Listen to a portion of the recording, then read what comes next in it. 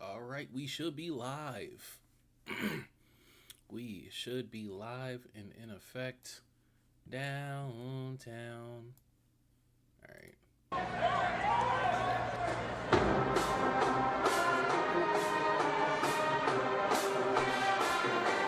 Yes, for the first part of this stream, we are going face canvas, your crank. If you're familiar with the word.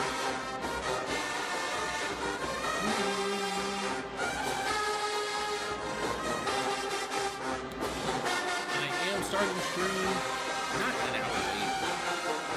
What's good, y'all? What's good, Chuck and Charlie? We in here once again for the first part of the stream. No face cam. This is my first part. I literally playing our cam's charging. I had to use it quite a bit today. Had a final project due. I had to record something else, you know. We might get into that later in the stream.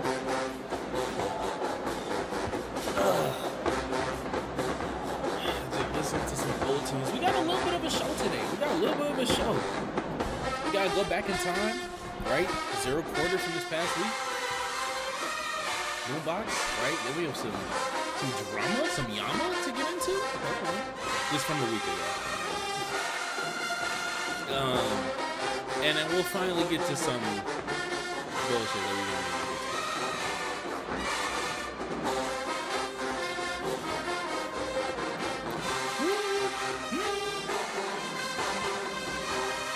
This was a yeah, we gotta go back and really validate. Boombox Part 2 was something interesting. It was interesting indeed.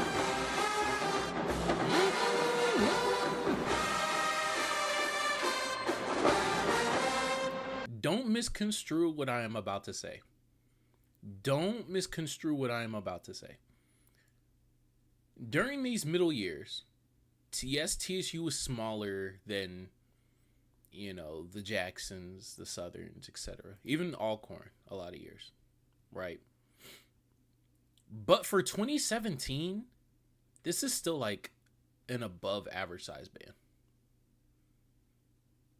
That ending sound like the end of Pokemon. Pokemon, yeah, always that pattern, always that progression always sounds like that. This is still an above average size band. Like, how big was Bama State in 2017? Okay, yeah. Honda. Hey everyone, Rusty the Red Lab here. So oh no, this one Honda was in the spring. Never mind. How big? In 17? Yeah, I still think. Hey, that's a problem. I swear that's still a above average size band. Like Bama State, I think is larger. Actually, no, Bama State is the same size. Bama State is the same size. 2, 4, 6, 8, 10, 12 UFOs. What was TSU rocking? Oops, wrong one. Oops, where are we? I'll just go to my history. There we go. This is still double-digit UFOs. Still 10 mellows, 9 mellows. Still 20 plus trumpets. Still damn near, maybe this is like 18, 19 tubas. This is still like an above average size band. I'm just saying this just to put in perspective how blown up the culture has gotten just in like 7 years. Just in 7 years. Like this size, but like this is comparable. I think Fort Valley's actually probably bigger than this. Fort Valley's probably bigger. Fort Valley versus Albany? I think Fort Valley was bigger. Unless I'm tripping. Maybe they're the same size. Maybe they Maybe they probably average out to the same size. Oh yeah, not bigger, not bigger, not bigger. But the same size. Same size. Especially considering percussion. Fort Valley percussion, deep. Actually, probably a little bit smaller. Probably a little bit smaller. Little bit smaller, but not by much. Right? In Fort Valley, correct me if I'm wrong, a lot of people would consider them like a middle-sized band now. Like, this is a medium-sized band now. In a world where like TSU is basically in a race to see if they can keep 200 throughout the year, right? Jackson just can't get smaller than 220. Southern just can't get smaller than 240. Valley just can't get smaller than 220. Bama State every year is putting out sub 200, 175.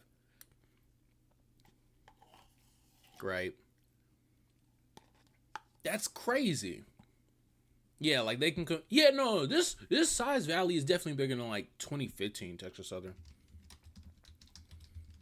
Like mid 2010s Texas Southern is like flux. Yeah, no, this is crazy. This is so crazy. Like a lot of my old heads are from this era, and like going back to look at their bands is so interesting. So interesting to me.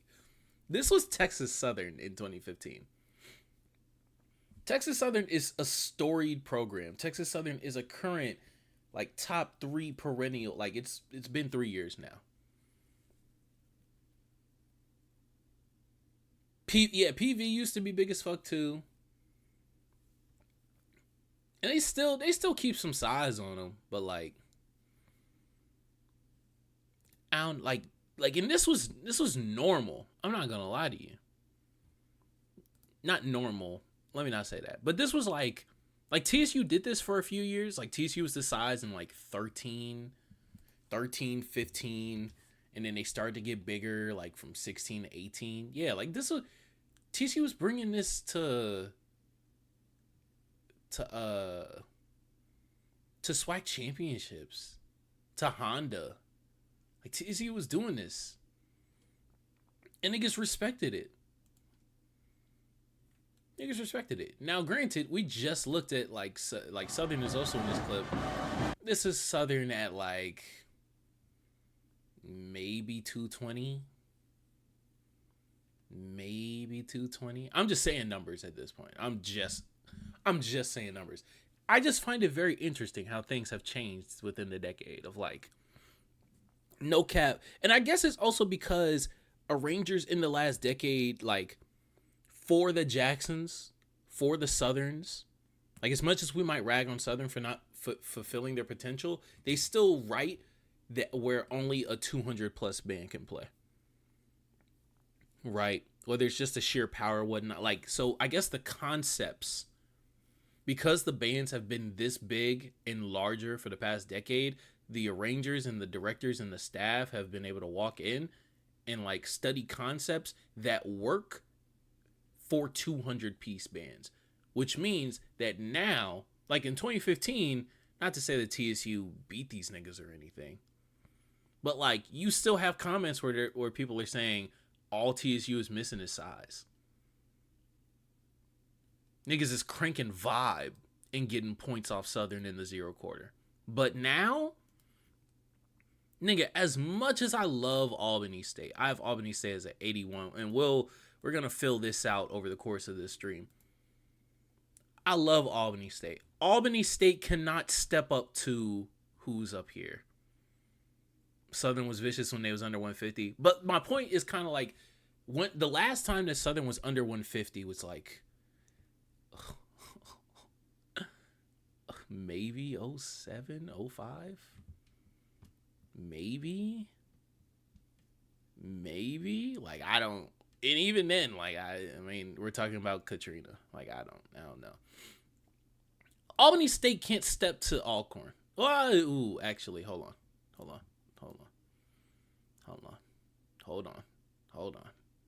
Let me take that back.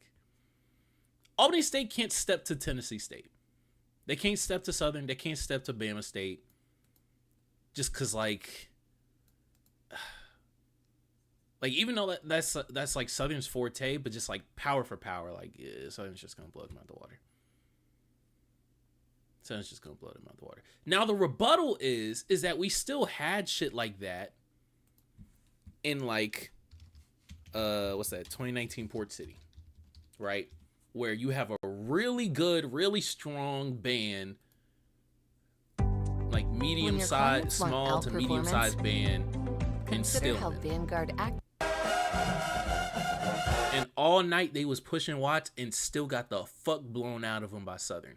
My rebuttal would be, look at fucking Southern. This is the start of Mega Band. This is the start of it. Well, actually, it's 18. 18 Southern was crazy deep. 19 Southern, I think this is October. Yeah, this is October. I think they had slimmed up a little bit by here. I forgot when Crankfest was this year. I think it was also in October.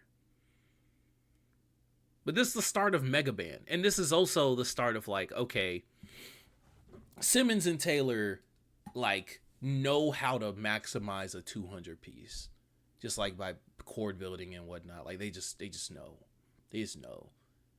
So from this point onward, those, like, if your band is less than, we'll say 150, 160, if you can't march 160, you can't step to a top 5 band. You can't. I'd have to be proven wrong in order for that to be, like, I'd have to be proven wrong. Because as of now, I don't think that can happen. I just don't think that can happen. Like, I think that the people at these, at a Jackson, even at TSU, at a Southern, because I don't think anyone's pound for pounding TSU. Pause, but like I don't think anyone's doing that. Bama State, Southern, even Valley at this point. Valley's getting their shit together. Alcorn.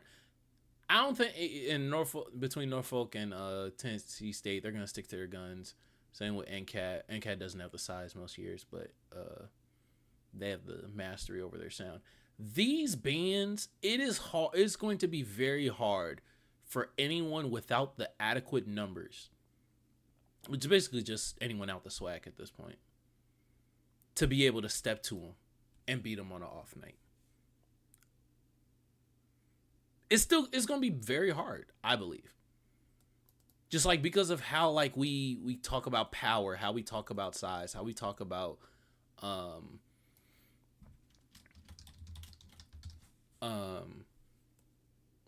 crankage, wattage, power, etc. I don't know. I still think some people could get Valley just on like articulation points. We might run into a Bama A&M versus Valley later. Alcorn if they just shit the bed. But like, I don't know. I think these schools have mastered their sound and they have a consistent amount of kids coming every year. They can bet on a consistent size. And whether it's the power or whether it's the fact that they can put out a replicatable style and master it relatively early into the season and then build upon it, I don't think that we're going to be seeing that much like David versus Goliath upsets anytime soon.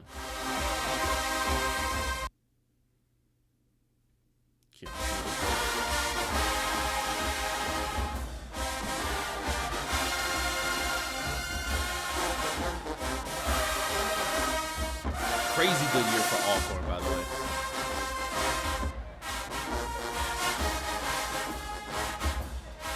Let me finish this yogurt and I'm gonna plug up my camera and then we're gonna get ready. And this is from different conferences. Even the other conferences, I don't see it. I don't see Langston. I don't see Langston ever getting this time. Get them unanimous. Those pipeline schools make huge differences when it comes to recruiting. Talk about it. That's what's being stressed right now. As a TSU guy, that's what's being stressed right now, is to tap into the pipeline of Texas Southern, what's it called? The Texas Southern alums that are band directors now. Because right now they are not being tapped into. Just as pipelines, they're not. I don't think that's me spilling the bag. I don't think that's me saying anything I'm not supposed to. But like, they're not. They're just not. So I don't see like Valley. Valley is the Dega. You know, they're getting the Dega effect right now. And that comes with pipeline as well. Alcorn, pipeline as well, even though they're Southern adjacent.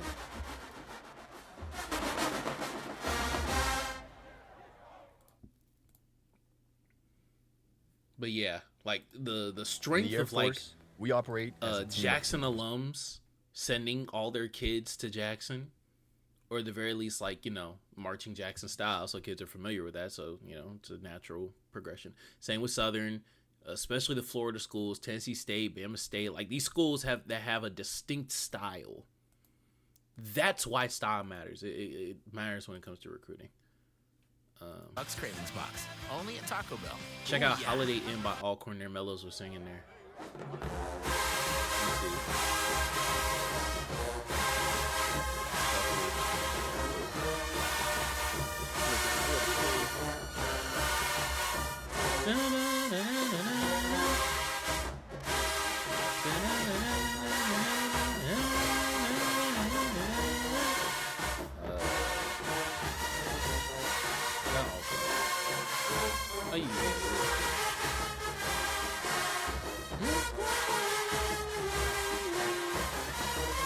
Love this song. I love I Decided. I listen to the score of I Decided all the time.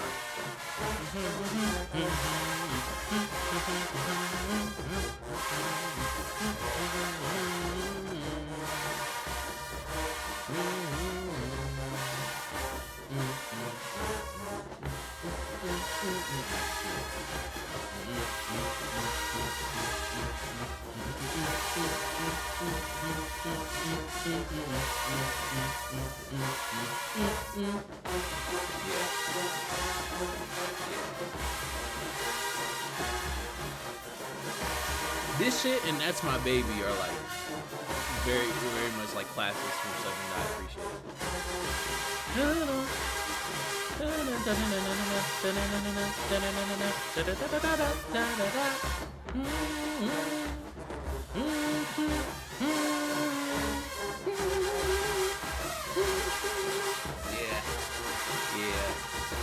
Yeah, even in Georgia, I know a lot of people are trying to stick to homeschools like Albany, Fort Valley, Clark. That's good. I like that. Of course, y'all know I'm a fan of Albany State's program. We support Fort Valley as well. Clark, Atlanta, I think they just need the consistency of numbers / within the program. I don't know nothing about that program. Nor for me to like really pay attention to them. The thing about Georgia is I think that if there was a SWAC school in Georgia, shit, if there was a, does Georgia have an HBCU with Clark is expensive? That too. But if there was a HBCU in Georgia, let me get the population size right. What's the largest HBCU in Georgia? Is it still probably Morehouse? Because, like, from my understanding,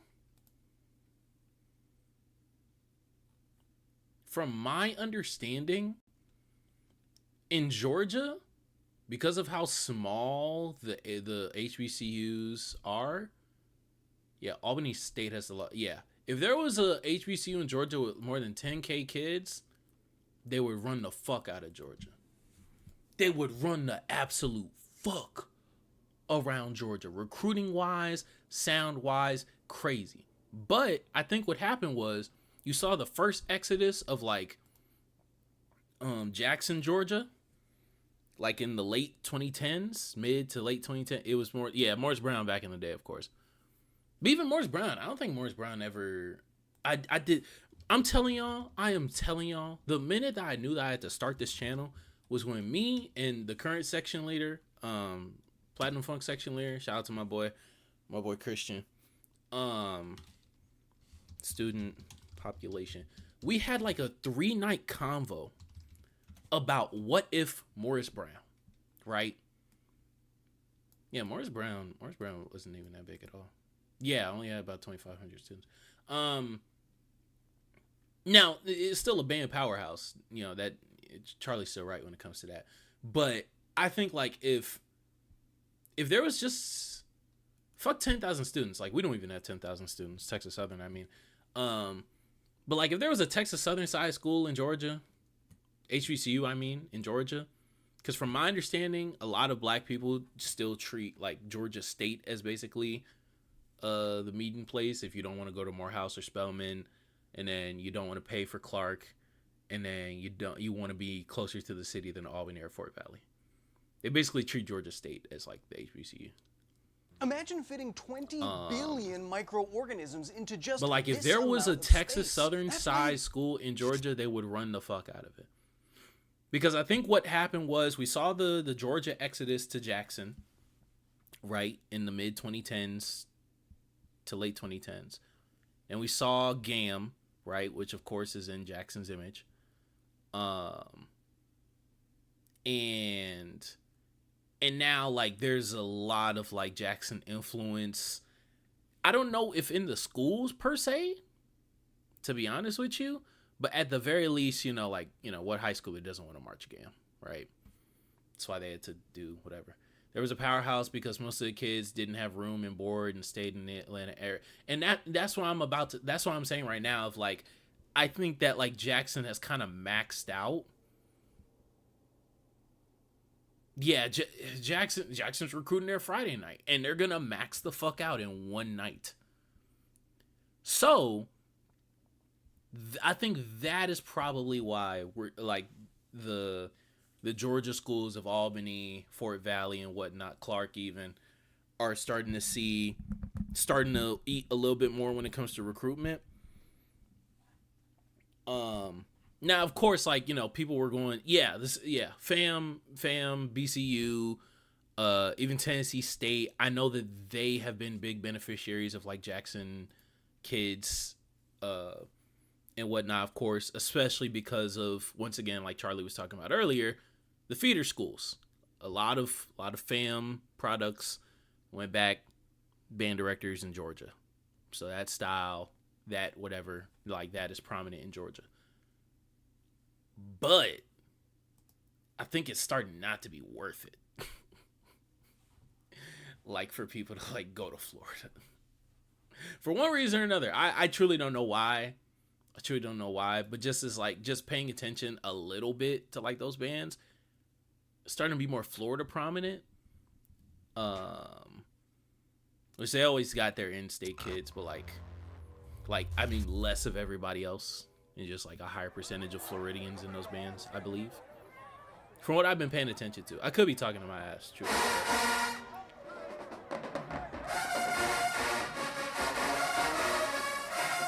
Yo, what the hold on. This must be a weak spot for me. Why does Alcorn have 25 mellows in 2016? I know Alcorn's like size peak is like 15 through 17. You could probably stretch it to 18. I don't know nothing about 14. I've never seen this before. I've never seen this before. Is this why Jackson was fucking small? Is this why Jackson was not in 16? I think Jackson, no, that was Crankfest. But like 15 to 17, Jackson was like pretty small. Is this why?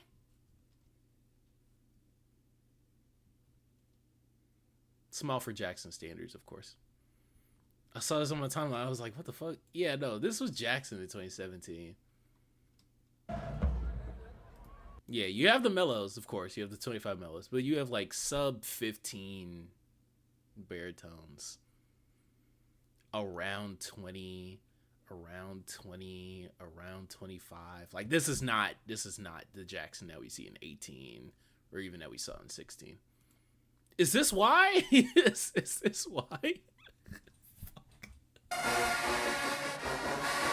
right, let me go see. Y'all listen to this. Let me go see if the camera's ready for me to set up.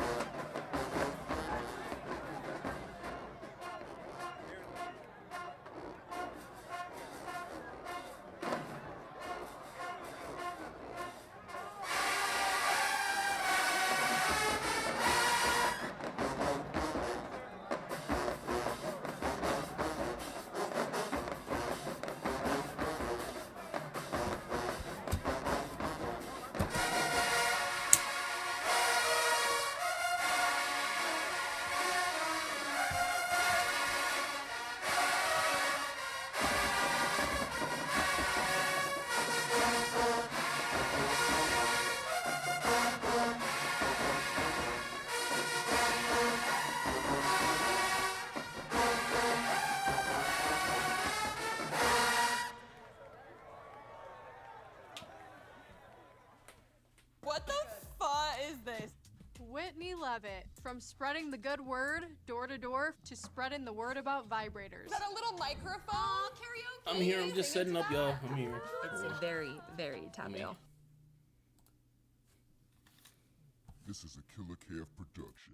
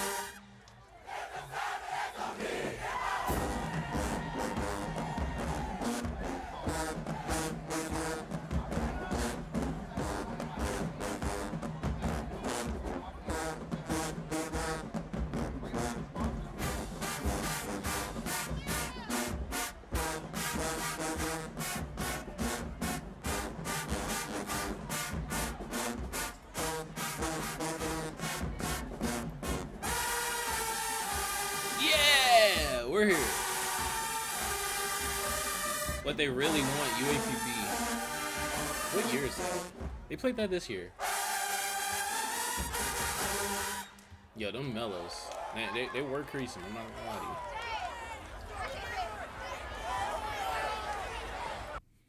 to you. Oh no, I thought they played that this year. Versus A&M. This is COVID. Ooh. This is a Killer Calf production. This is COVID Pine Bluff. It's getting dangerous out here. It's getting dangerous. Alright, let me take these shoes off. Yeah, no, I'll spill the beans on I actually really like this year for A&M.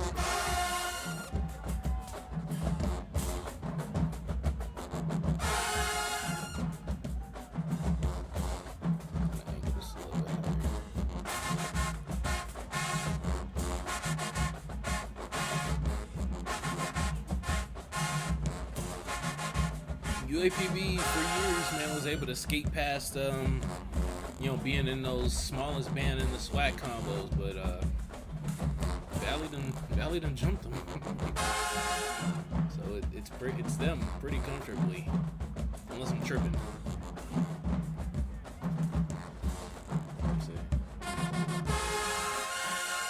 Them trumpets.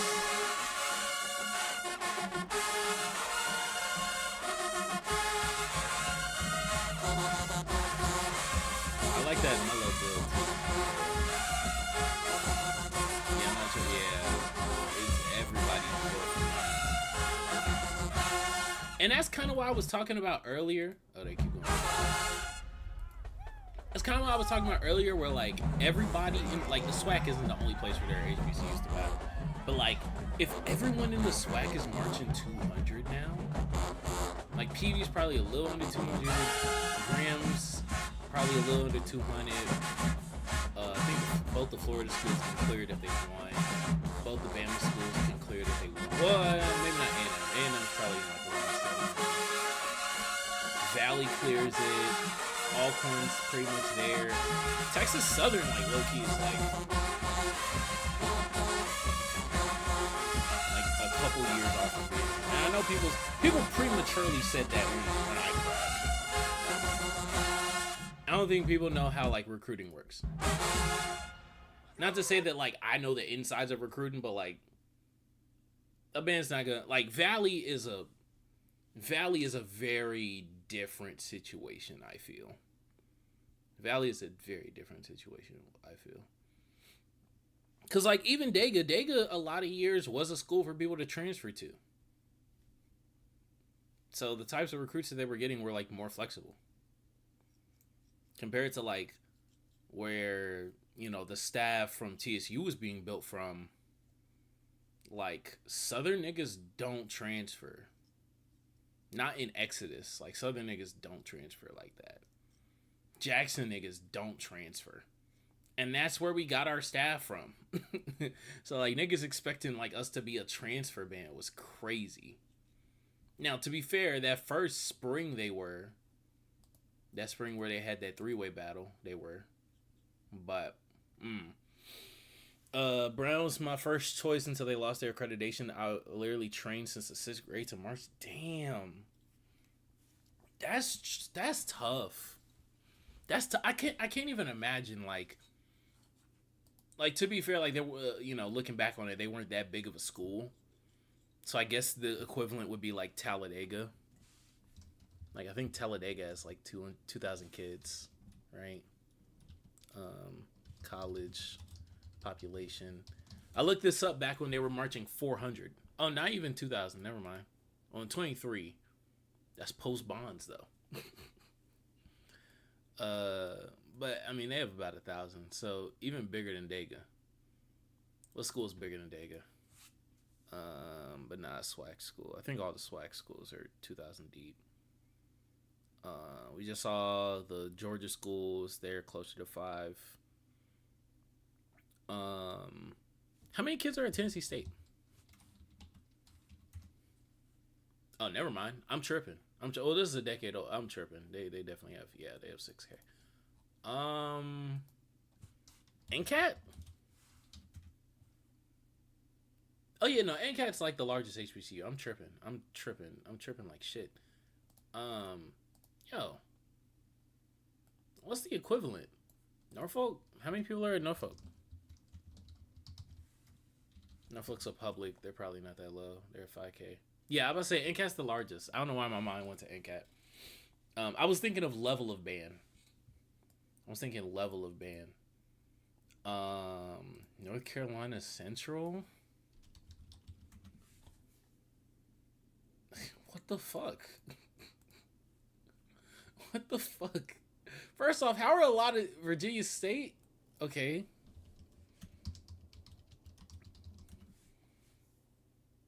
What the? Oh, they put up the actual states. Jesus Christ. Ugh. Not even. Oh my God. Yo, what? Hold on. HBCUs by population. This is just what we're going to have to do. This is just like ranking the largest. I just want to see a list of them niggas. There we go. So Clark Atlanta has 3,000. Okay.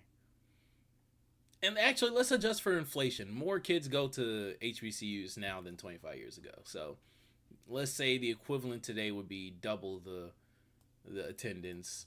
So let's look for a school that's like 4,000. Okay, that's like Grambling or Bama State losing accreditation. And actually outside the SWAC. So Savannah State. Okay, Virginia State's in there. Norfolk's in. Okay, cool. Oh no, I'm looking at undergrad total enrollment. Having 700 graduate students normal? That doesn't seem normal. Yeah, 200, 400. Bigger universities are research institutions with significant graduate population. Okay. That's fair. How much is like Southern? Oh shit, A&M got 1,000. Okay, Southern got. So the A&M colleges seem to have more. Yeah, Howard. Well, I mean Howard makes sense actually. 2,000 for North Carolina. Wow. Where are we? Oh, we're up here? Wait, we're larger than Jackson? No way we're larger than Jackson. This is a lie. We don't have 10,000 students. I know we have had some pretty historic freshman classes back to back. But, yeah, no, this needs to be updated. Yeah, there we go. About 8.5. That's more so right. Where is it? Yeah, about 8.5. About 8.5. We're a school that people come to for a semester, you know, get their HBCU experience / get an STD or pregnant, and then dip. So, but I mean, shit, you know, 8,000 is still. But I think Jackson's passed us for sure. It seems like East Coast and Carolina schools are larger than the other Southern schools, and that makes sense. It makes sense. You know, the South has low education, lower graduate rates on the high school level, so of course they probably send less lower income kids to college, and it's mostly lower income kids that go to HBCUs. Hence the perpetual state of poorness, because you have a large or a larger than usual student population that is on financial aid, which is basically just fake money. A larger percent that's on financial aid, so even when attendance goes up, revenue doesn't necessarily go up. That as well as corruption. But all right, let's get to the zero quarter. STDs and pregnancy. Hey man, that's the HBCU experience. That's what they be wanting. That's what they. Let me not say wanting. You know, mistakes happen, right? Unexpected things happen, right? You know, but when I know what I see when I compare the first 2 weeks or the first month of the fall semester to the first month of the spring semester, I know the drop off. Okay, I'm here. I walk the tiger walk. Okay. Listen, you want to skip this ad? I would too. Shut up. I wanted to skip it so bad I skipped the whole video. Hey, do you know who's missing from rehearsal today? That was crazy. That was crazy. I'm sorry, y'all. It was crazy.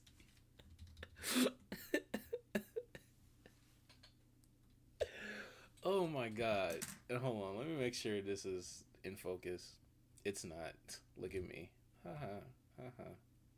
There we go. Sorry for the extreme close-up. Oh my god. Alright, let's get to zero.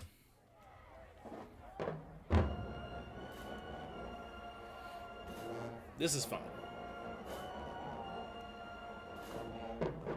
Tempo, bro.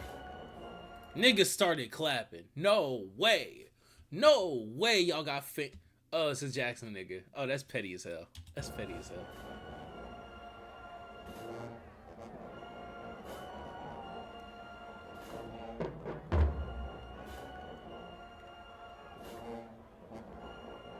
No way he's actually... That's crazy. They fucked up every time they play this song.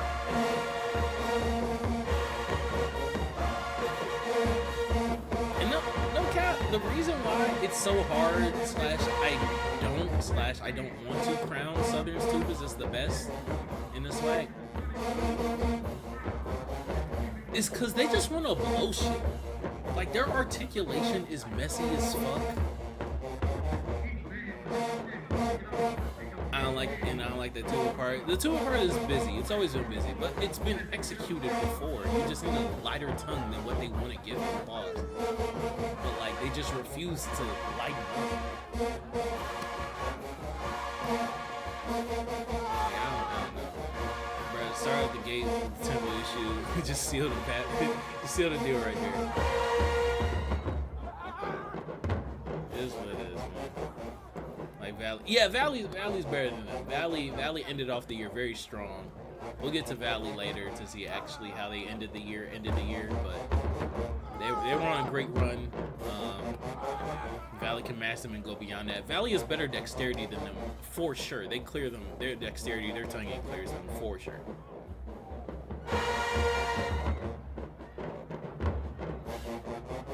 Oh, they just running this. Okay. I did a little bit of research, man. The quote-unquote bald man, as Trey calls him.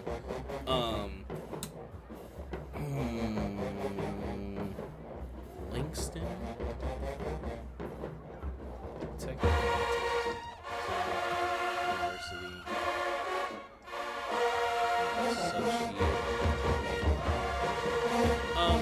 Langston. Yeah, Mr. William Young. Mr. William Young. I think this is his second year over there. From Langston, from I think Carter. I think he was director of Carter. Maybe not Carter. Skyline. Ooh.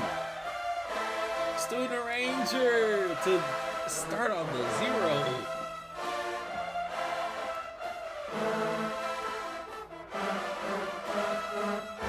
This is why I don't like when people are like, oh my god, they sent out the Student Rangers out there, they taking it easy. No, nigga. Niggas just got pressure.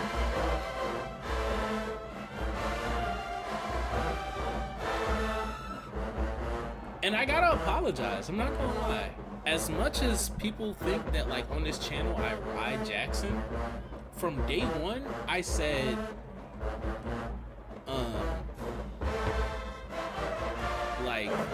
like I have this opinion that like bands don't get that much better from the start to the end of the season. Like you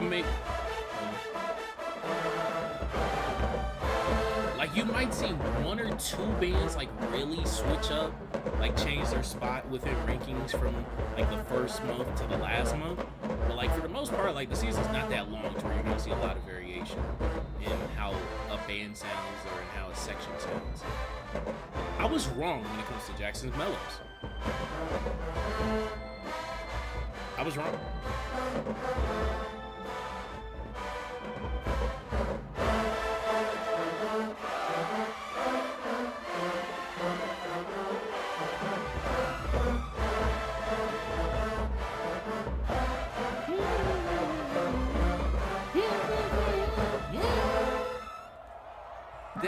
Yeah, y'all was right. That ending is so crazy. First, the build-up.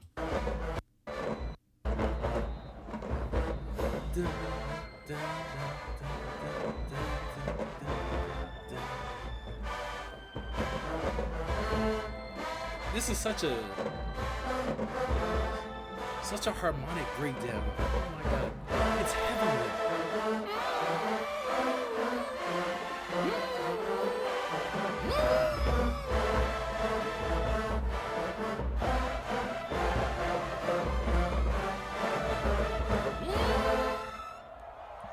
Yo.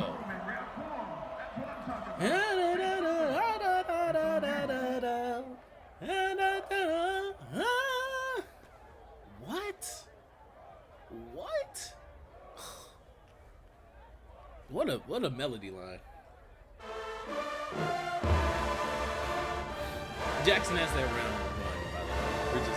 This is simple.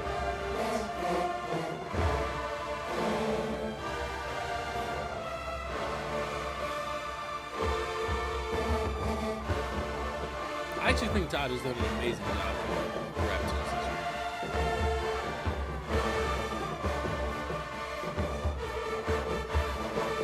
I'm gonna have a hot take that like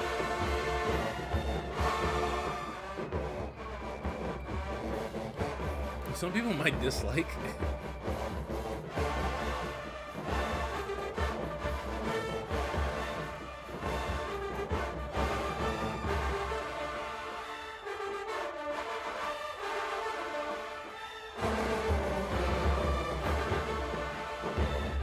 Todd was mid to me this season.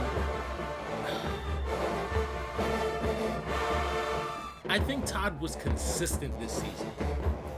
Last season, look, the last 2 seasons, there's like a 50-50 toss-up that Todd gets up there and Southern plays like some garbage. Like some garbage. I don't think that's the case this year. I think this year, shout out to Mr. Young. Mr. Young was the person that like when he got up there, it was like, oh my god, this is about to be the most like ill-fitting song to this band. I think that Todd's songs kind of dictate the sound of Southern now.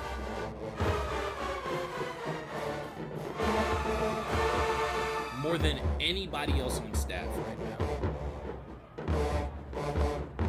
Like if you want to hear how Southern sounds, you're gonna listen to a Todd song. And it's more than him just being a main arranger, I believe.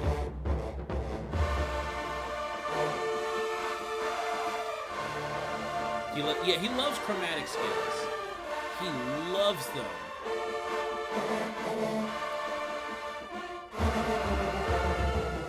Chromatic walk downs and then just like very simple like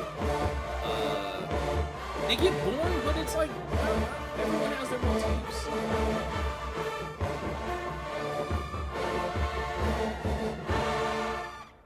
And I think he's gotten way better at writing like their upper brass.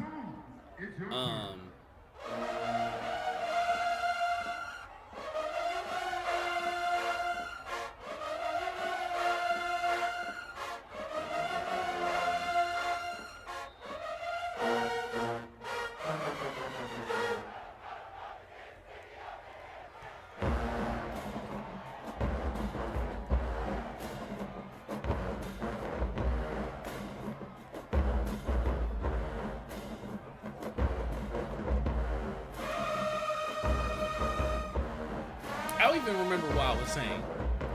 Niggas just started playing this, and I'm just like,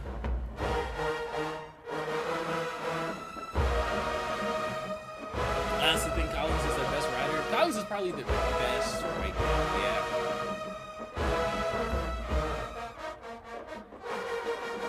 I think Taj just fits what the band wants to play more often than not.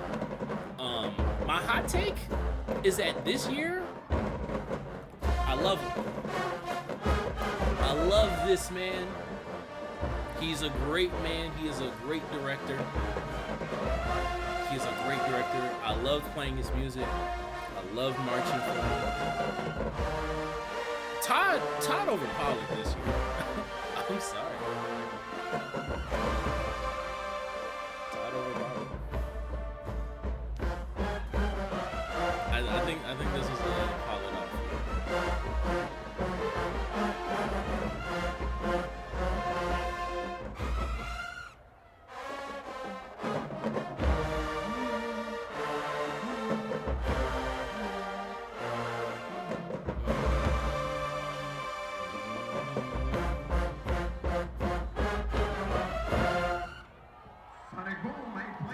He's a creative risk taker. Yeah, no, Collins takes a lot of risks for sure. Hey, my little baby was damn near arrangement of the year. Yeah. For that second round, Sticky versus probably 2-0 Jackson. I've been talking.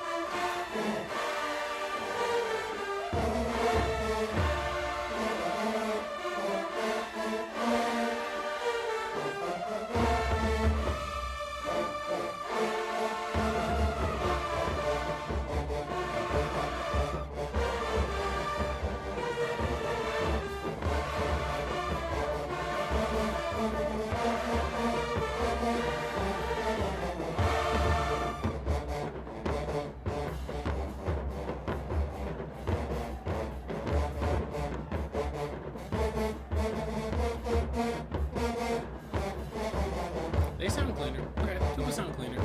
I heard that Tuba's not playing on this song. Hold on. I hear some slippage.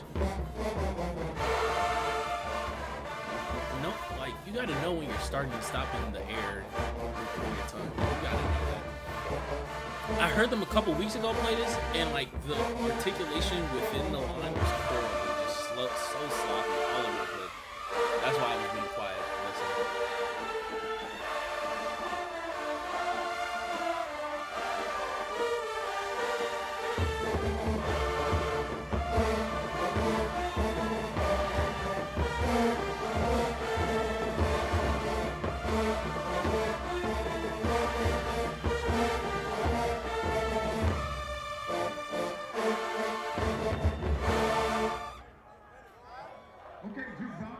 Strong. Real strong.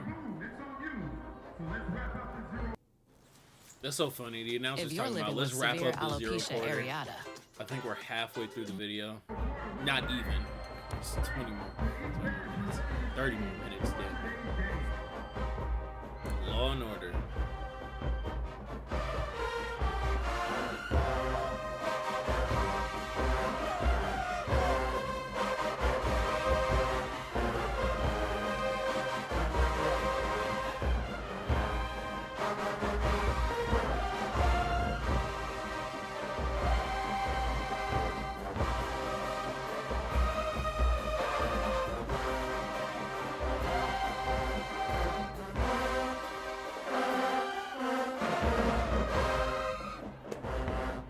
It's so crazy, bro. It's just the constant sound. But it's not just like noise. It's sonically pleasing. No pun intended, because they're sonically. But like it is literally like just all built within this like framework that is so pleasing to the ear.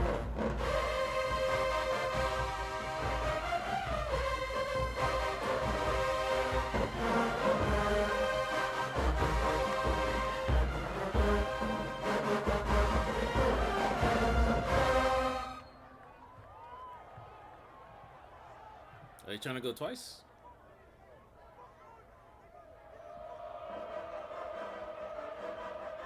Okay, hype me up. I think B-Tones maybe like this song a lot. The B-Tone line is hard on that song.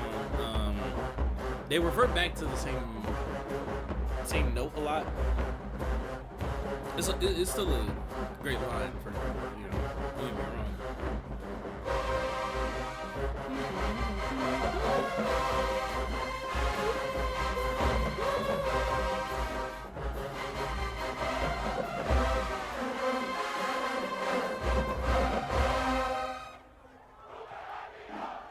This is a quintessential like 0%.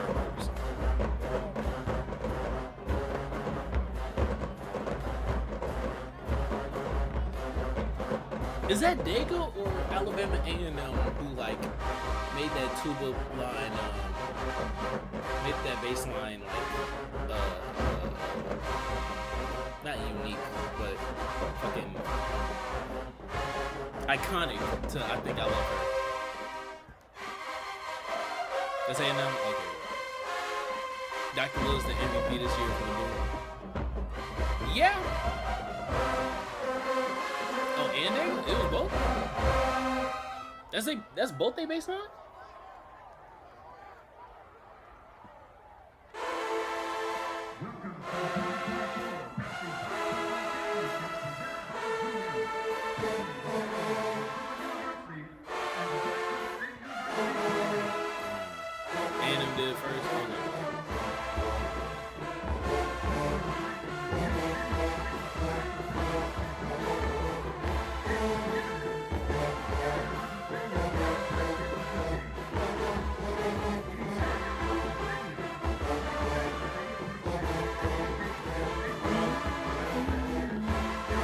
Okay, I know this.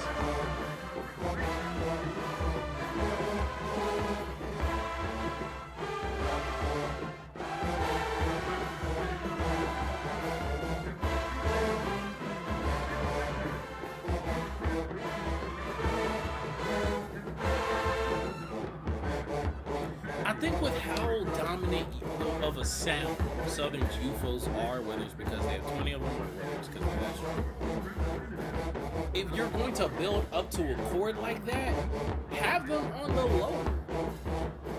I like that mellow part. Yeah, I like the first part where they're building those triads up, but like, I don't know. I think that for their voice, he's not placing them within the chord right for them to be heard over the UFOs. Like, he's still putting UFOs on top of any triad. And I don't know. I think you can reserve that for others. Damn, shout out to old boy, I forgot if he went to Abe or Carver. What's it called? I think he just got done crabbing, and shit, he front row, he getting up there. And I believe he was section leader for New Orleans this past summer as well. Shout out to him. They won difference. In a band as deep, as storied, as whatever, as hard as Southern's. So.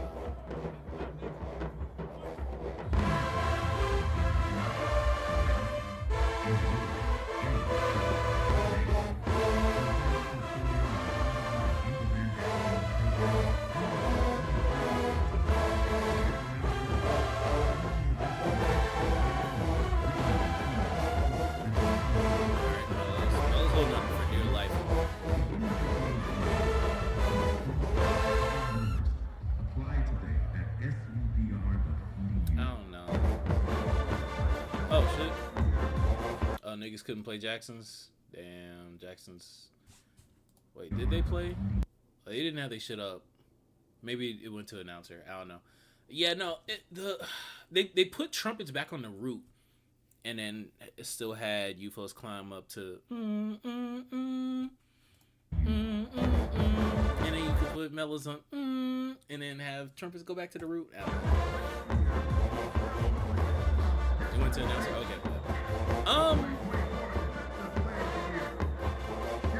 In some way, shape, or form, I don't know if I'm doing revisionist history or not. Some way, shape, or form, I have it as 3-1 Jackson. And they answer back to Jackson. So yeah, I have it as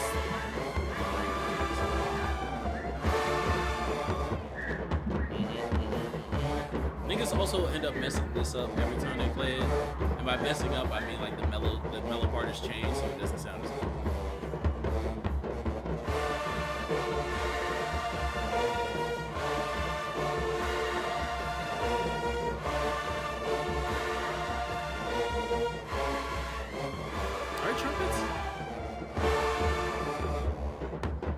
Just aren't as strong, man. God, this doesn't hit without 2017. This doesn't hit without 20, or is it 18? It might be 18. 17 or 18. That stretch from New Orleans is unfuckable. 16 or 18. That's so weak. So weak of an entrance.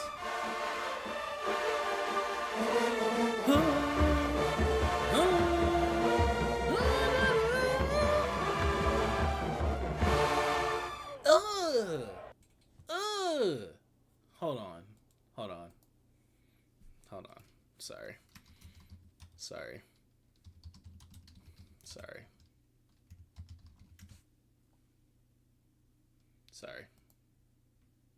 At Health Markets, we know shopping for health insurance Travis get his isn't master's when easy. Jackson That's officially why hired we him. set out Would to he make it accept? simpler with lots of plan I didn't go back to find it, but like I know I had said either last stream or a few streams ago, when someone was talking about what's it called, Mr. Pruitt.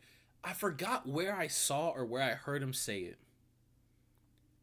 but from what it sounded like when he was talking about his time at Jackson, because I think there's only like one, he's only like spoken about like band like one time and whatnot, like I think since summer band and since like it was official that he wasn't going back to Jackson or whatnot. Either he posted something on Facebook or he said something, and it just sounded like he was like, yeah, that was cool. I'm doing something else right now. Like beyond school, like band wise, he was doing something else or about to do something. I forgot where it was. I hope I'm not pulling that out my ass, but I swear I've heard the man say something along those lines since the summer, or maybe it was in the summer, but like after summer band. We have to do this, by the way. We must do this. We must do this.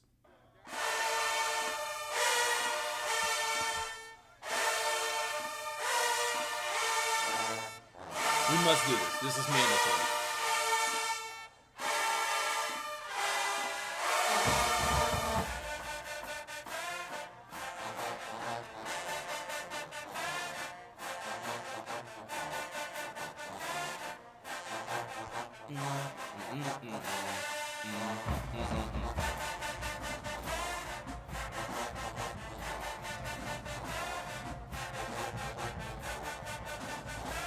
Come on, man. Mellow Army, get him. And trumpets are still in there.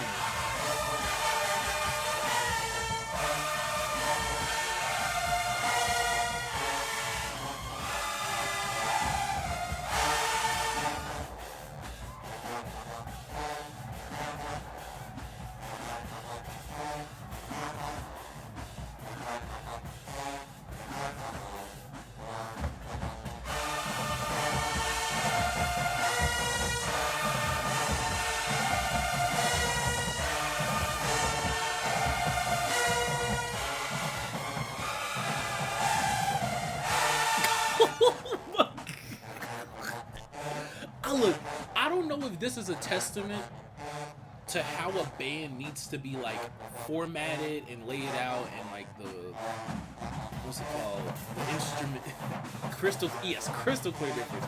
The instrumentation that a band needs to be like quote unquote like this is a pretty balanced band, like despite this is written for Mellows to do this. If you've watched Battle of the Gulf Coast, you know every section gets their highlights.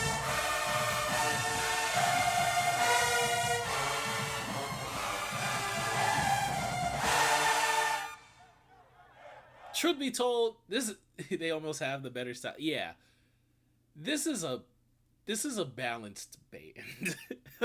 Like I know we see 40 Mellows in like what's this? How many UFOs? Oh my god, 3, 6, 9, 12, 15, 18, 21, 22. 22 to 40. I know we see 22 to 40 and it's like, what the fuck? This is a brass band. Yeah, this is also a brass band. So, I mean, take that for what you will. If this is the setup, and also these are like some of the greatest players. like a college cannot replicate this. These are like multiple section leaders, every section, current, past, future. You can't replicate this. You can't replicate this. There's like, I think,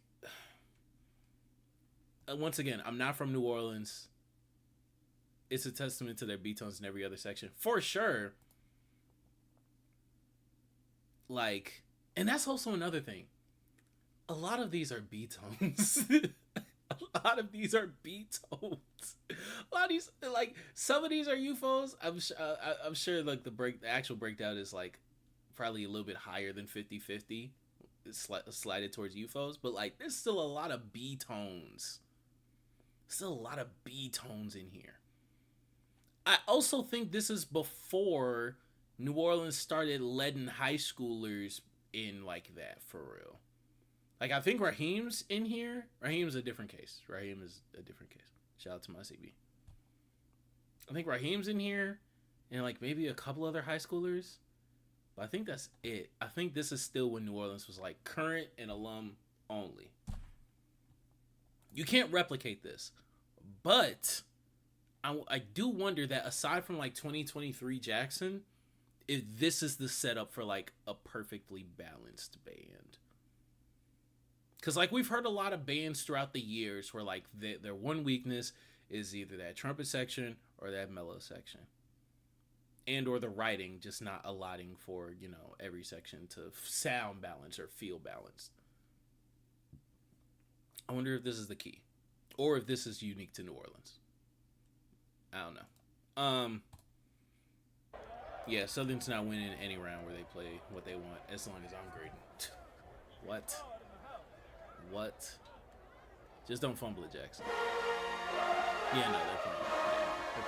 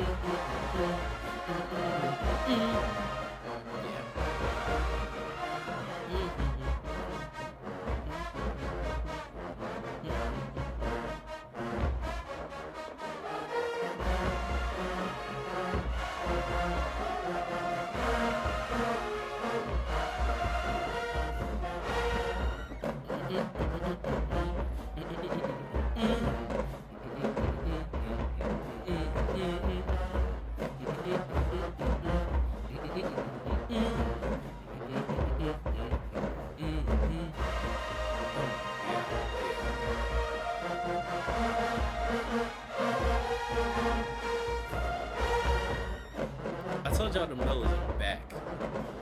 The mellows are in that shit. I don't think any kind of band can play that line so consistently in different areas.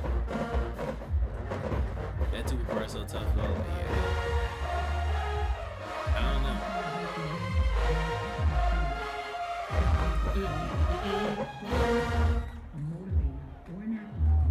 Yeah. 4-1 Jackson. 4-1 Jackson.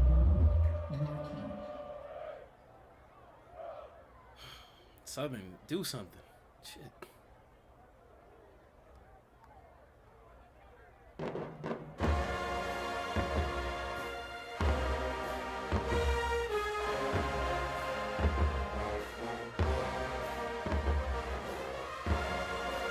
This ain't new, is it?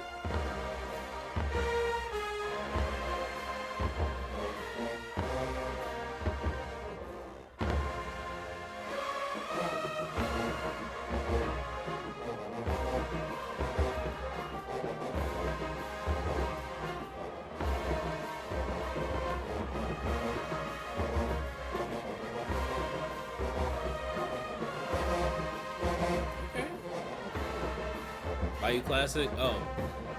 That's why I don't fucking remember. Bayou Classic's a fever dream, man. I want to forget it so bad.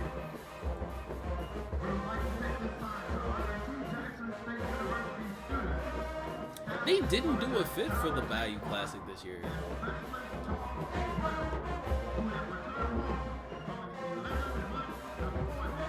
They didn't do a fifth for it this year. At least it wasn't. At least I didn't see it. I didn't want nothing to do with the Bayou Classic after we were done with that ballot. I went straight to my CBs and started calling. Y'all see that bullshit? They want me to watch that shit. Not y'all. Like, Southern would have been overkill. Yeah, would have been dead as fuck.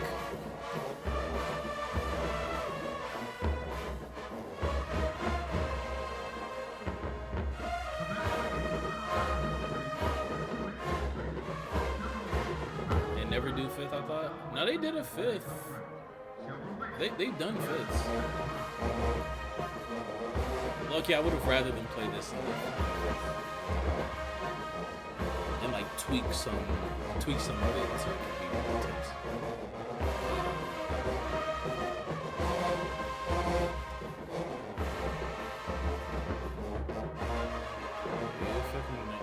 This is fun.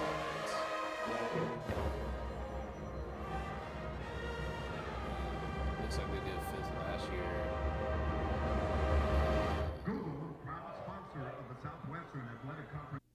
I've seen them do fifths before.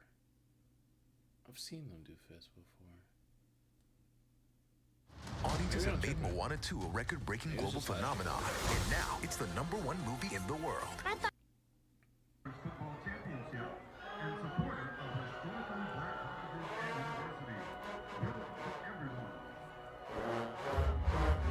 Usually a shorter film. Thank you, Tom. Like a song or two. Yeah, nothing crazy. Does the child seem ready for bedtime? No.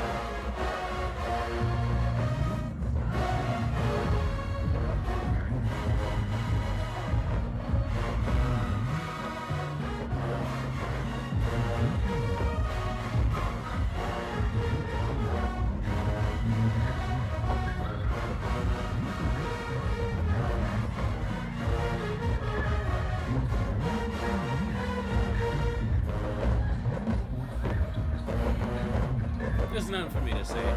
There's nothing for me to say. Plus, I was trying to hear it over the fucking fog.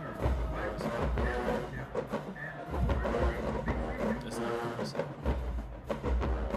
I do like Southern's execution.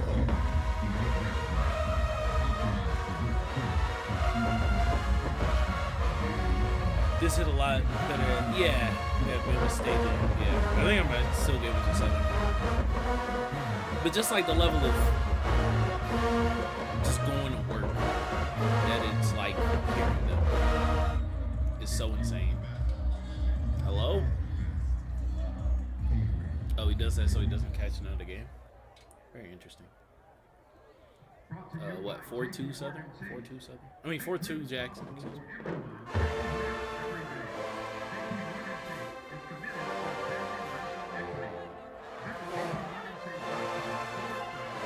This I want to know, right?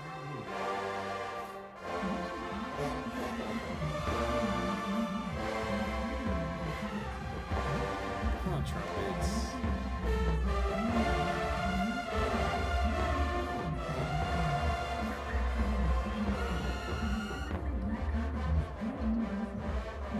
Aside from trumpets slipping on no placement in that, I really like how this is written. I really like how this is written.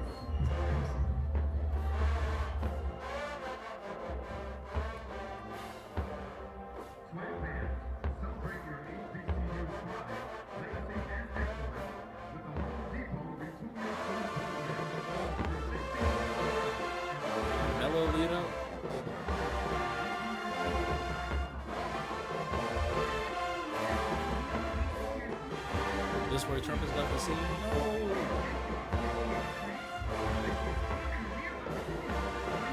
They do give up halfway through this first.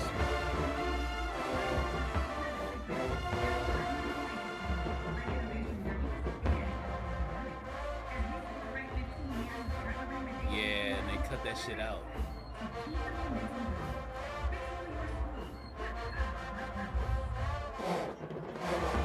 Sorry, I'm going to pause and provide a pet peeve as a tubist. Is this a stiff turn or is it a swing turn? Is it a stick turn or is it a swing turn? Look at, shout out my boy Diego. Shout out my nigga Diego. But look at the difference between well, y'all can't see my cursor. Diego is third up on the left. Third up on the left. Look at the difference between Diego and the dude behind him.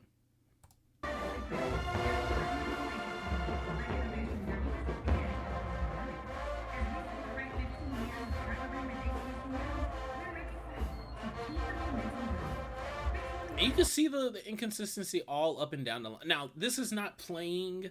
They're not playing, right? Right. This is a nitpick. This is a simply aesthetic thing. If you're gonna do a movement, do it the same way. Definitely a crab. And I get it, even if you're like, you doing sit, like you trying to make sure you're on it as a crab. Well, first off, no one's crabbing. It's a SWAC championship. Second, I get it. Like, as a crab, you doing shit. It's like, oh, I gotta be precise. I gotta be precise as fuck. Oh, like, I get it. But, like, you look like a doofus. You look dumb as fuck. Not him specifically, but just, like, not mixing together. Get that shit straight. Decide. Now, I know what Southern does. I know their style. Execute it.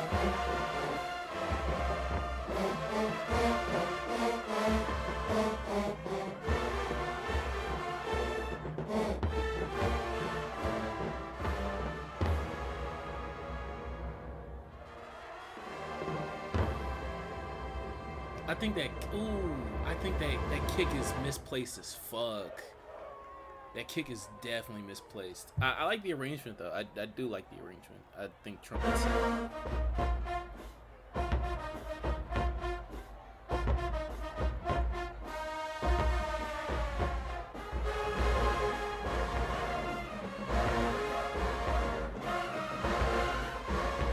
If last year was Mr. Johnson's year, yeah, this year Dr. Little went crazy.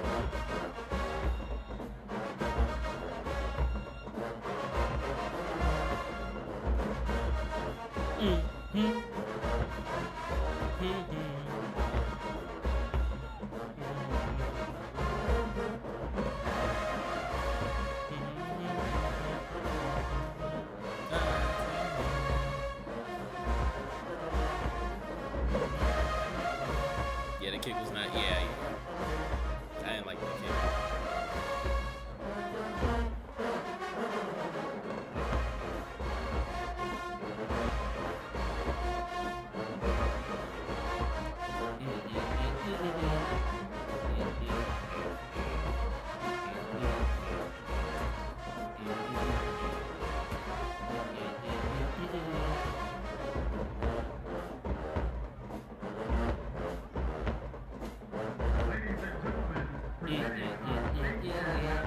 I like that scale up.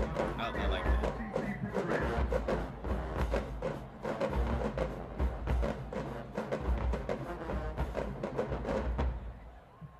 Good cutoff, good awareness. Good. Great. We never did that cleanly. We never did that cleanly. Part of it's our fault, part of it wasn't. If you're currently serving or ever served, please stand up and be recognized. Them mellows do they shit on this song. I'm not gonna lie to you. Jackson State University,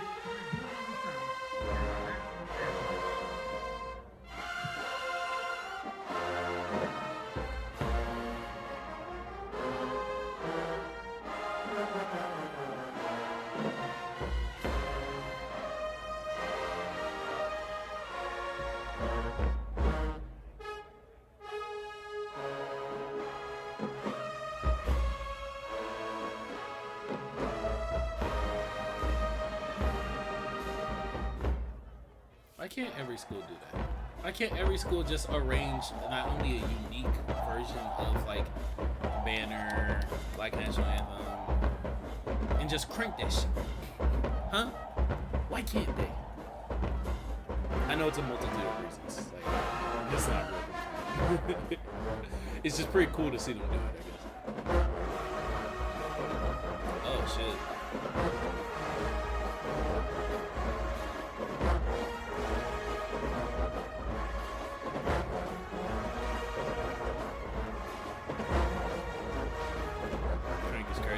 I'm just saying.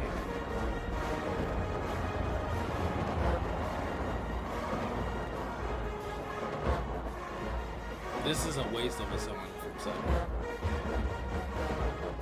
Jackson's home field advantage is too strong to try and crank over them during this.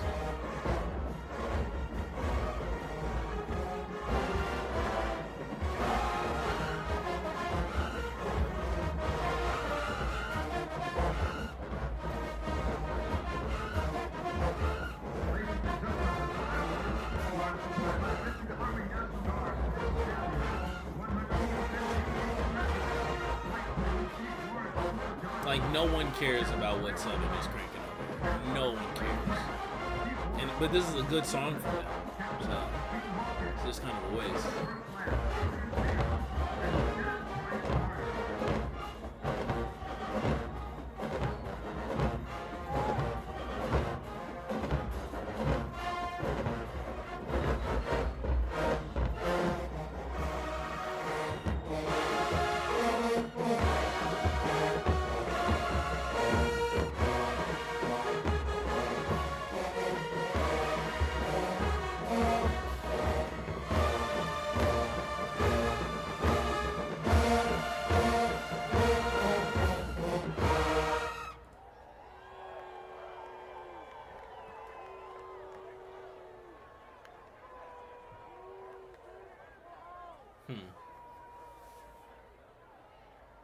Ending his ass. Yeah, no, ending just goes to quarter notes and blocks. If you do what you love, you'll never work a day it's in loud, your life. But like, there's nothing really. We believe that's Sorry, true. I'm quiet for this. I mean, like, this is the zero. They're replaying a lot of shit that they played throughout the season, and it's more Jackson and more Southern. Like, I don't. At this point, it's pretty anticlimactic to me.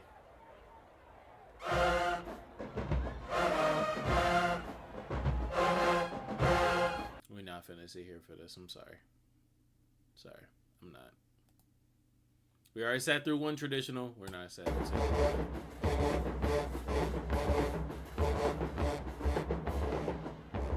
Oh, we can't play that song.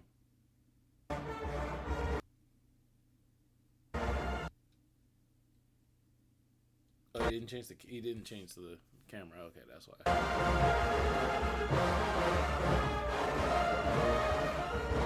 Oh, he did cut it.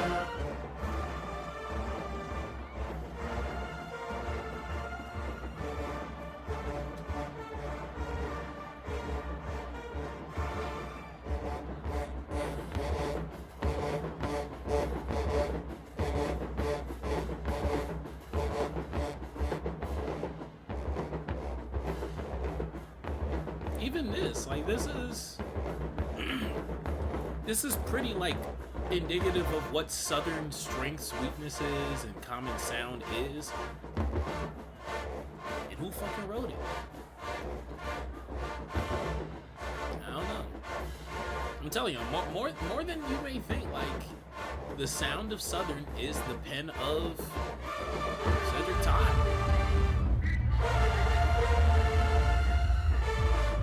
Like, I'm not saying he's the best arranger on staff. Not even close. It's just his sound that is indicative of what the band plays best. I don't know.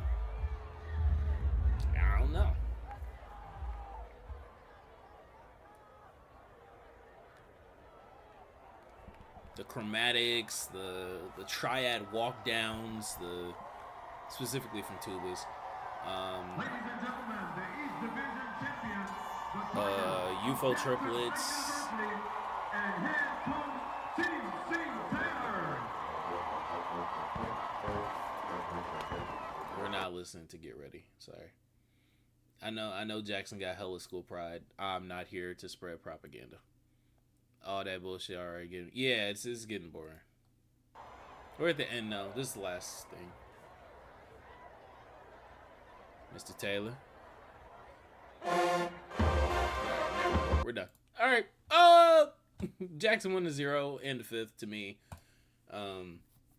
Clean sweep. It's over. It's over. It's over.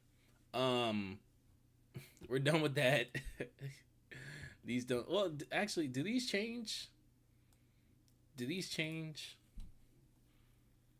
Southern in the 5th average less than a 2 to me again.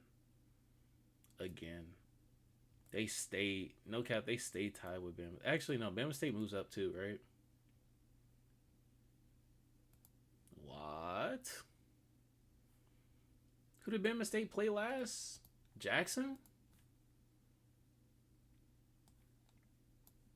How did Bama State sound at Jackson?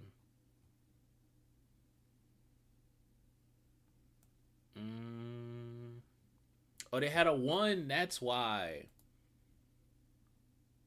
They had a 1. I know they played Tuskegee. I didn't listen to them versus Tuskegee. And how the fuck did they end up playing Tuskegee? How was that like a classic? How did that happen? How does that happen? Where are they? Yeah, why did they play Tuskegee? Was Tuskegee just on their schedule? The first thought, like the reason why I'm asking that is because like usually in college football, like you end the year playing like all in conference games. Like you play all your non-conference games. Like at the beginning, you play like 3 of them, and then like the rest of your season's conference games. Why the fuck did they play Tuskegee? Oh, it's a classic. Okay, so they must still be that must be a legacy game still from when Bama State was, I guess not in the SWAC, or maybe Tuskegee was in the SWAC. This is how I get like half of my historical knowledge. It's just like, why did this random thing happen? And then I go on Wikipedia and find out why it happened. Athletics. Were they ever in the SWAC?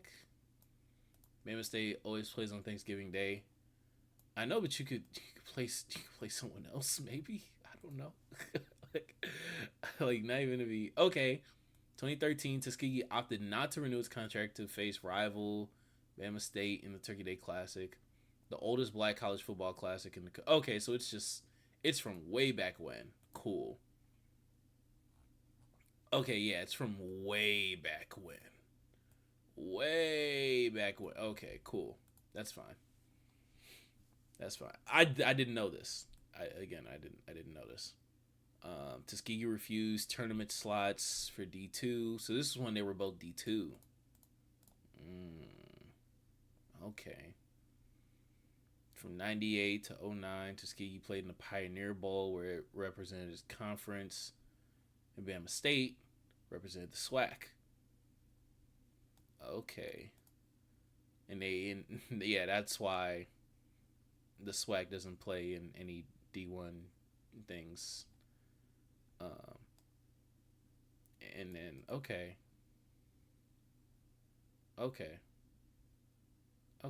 great. And then they put in, the winner of the SWAC doesn't play in the Turkey Day Classic or the Bayou Classic. They play the winner of the championship game plays in the Celebration Bowl versus the winner of the SEAC, the MEAC. Okay, cool little history. I guess I might look this up. I don't know.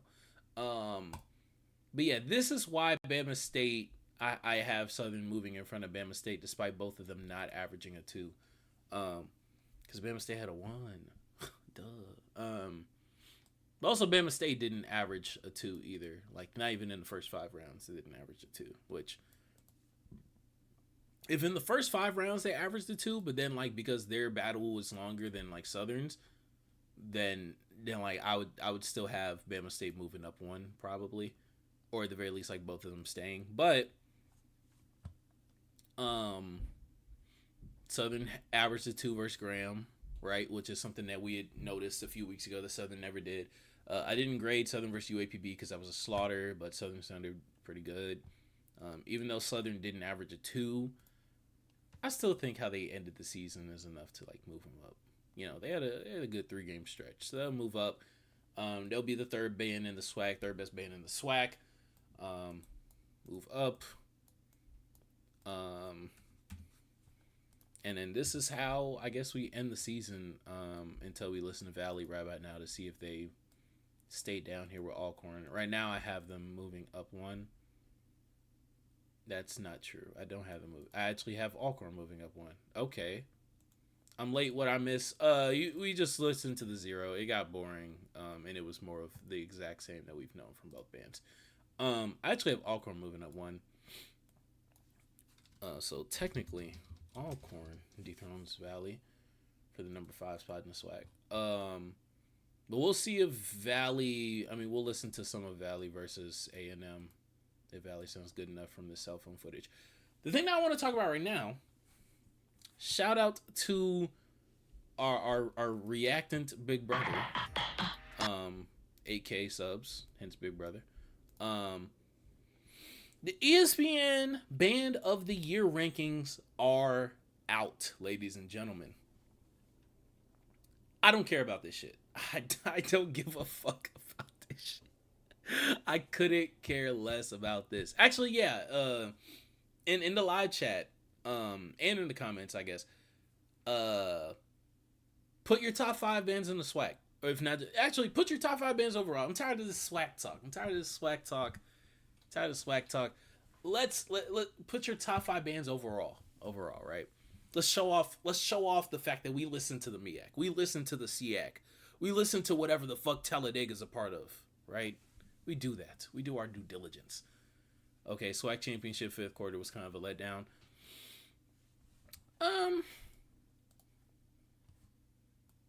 I mean, yeah, you know, when you think of Boombox, like, you know, I would rather these scores be higher.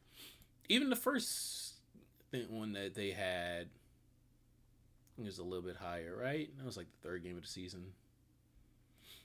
Actually, it was probably more of the same. Southern still averaged under a 2 for me. And Jackson ended with a 1. But split that to there, split that to here. Jackson also technically averaged, like, didn't average a 2 to me. So technically Boombox 1 and 2 are a letdown. Because also this was closer than it had to be. I remember that being my takeaway. This was closer than it actually was. And it actually ended up being.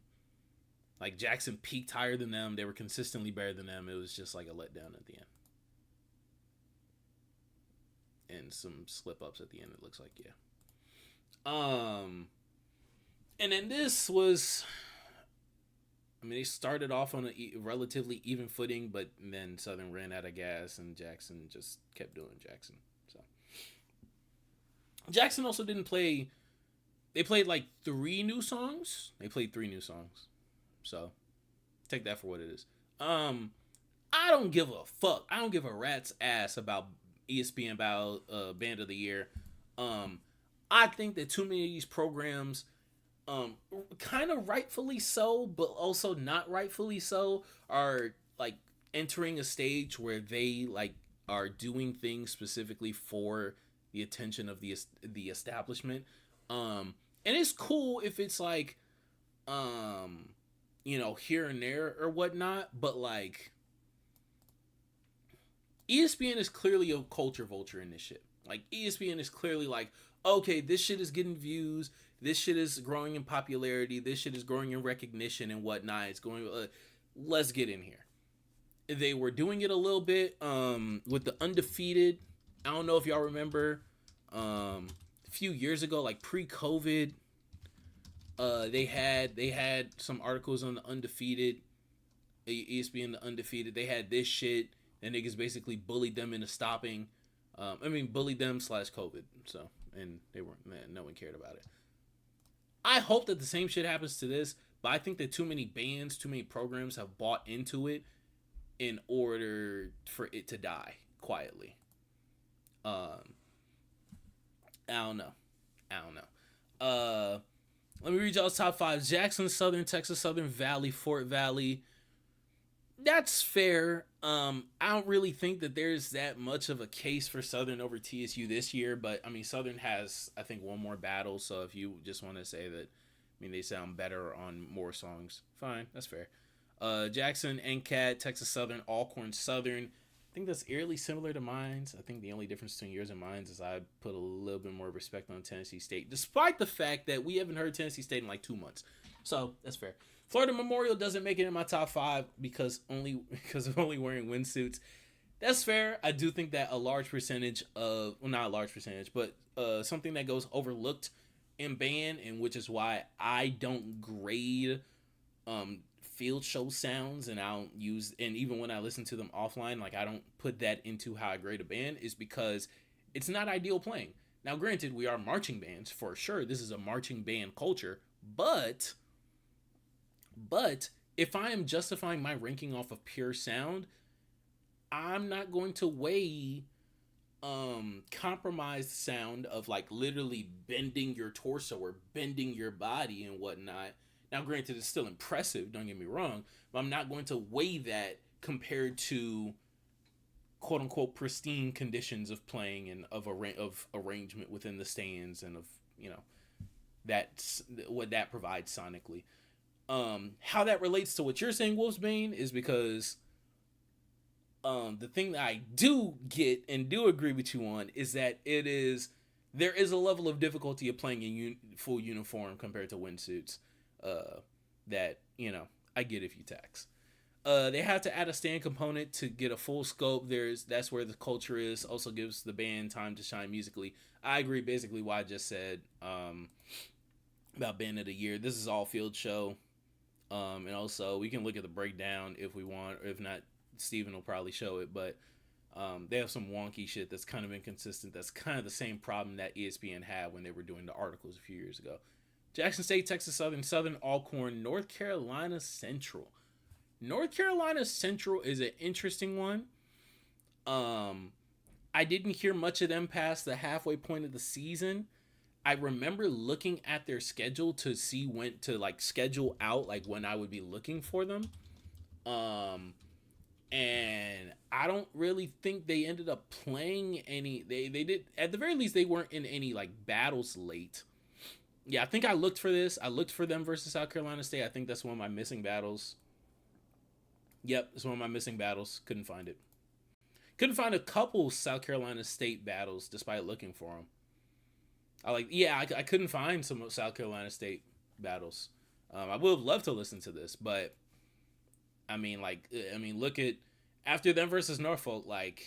These are a bunch of showcases and then a battle that I can't find. So I don't really have the most updated opinion on them. I can respect the top 5.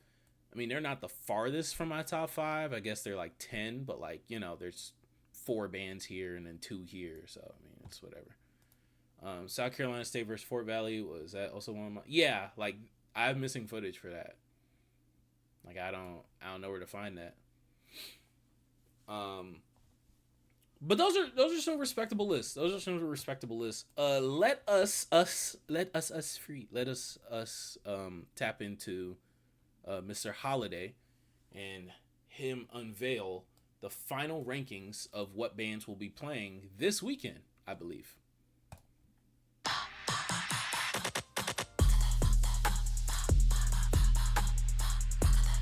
First off, shout out to he's about to get into it, but like Jackson's gonna be in Atlanta this weekend despite not playing at ESPN Battle of Bands. Oh no, actually they're at the Celebration Bowl. Where's the Celebration Bowl? If the Celebration Bowl is in Atlanta, then like it's in Atlanta. So they're doing an Atlanta trip regardless. It doesn't matter. Like Jackson doesn't care. That's so crazy. They just do what they want.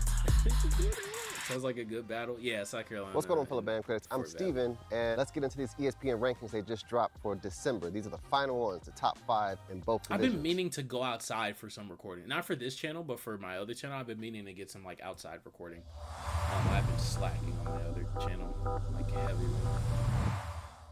ESPN Band of the Year has just released their Division 1 and Division 2 top 5 rankings. Here they are right here. Boom. Congrats to North Carolina A&T. All right. So this is just field shows. Just if people finna go to Jackson more than the Battle of the Year show. Yes, Bandit, yes. And I hope that is the beginning of the end for this competition. Even like Honda has adapted. Even Honda has had to like grow and adapt and adjust over the culture over the years. Like I don't know. This is very regressive to put any type of stock into this competition. It's very regressive. And it's very like, oh my god, let's coon for the attention from the established white man. Yay! ESPN's putting us on ESPN Plus now, and they're giving us rankings. They're giving us another award show. Yay! No. Stop. No, that's some dumbass shit. Don't do this. Don't show up to this. Don't. Fuck the fact that like, oh my god, you think that Southern got robbed. I don't care. First off, why is jukebox not one word?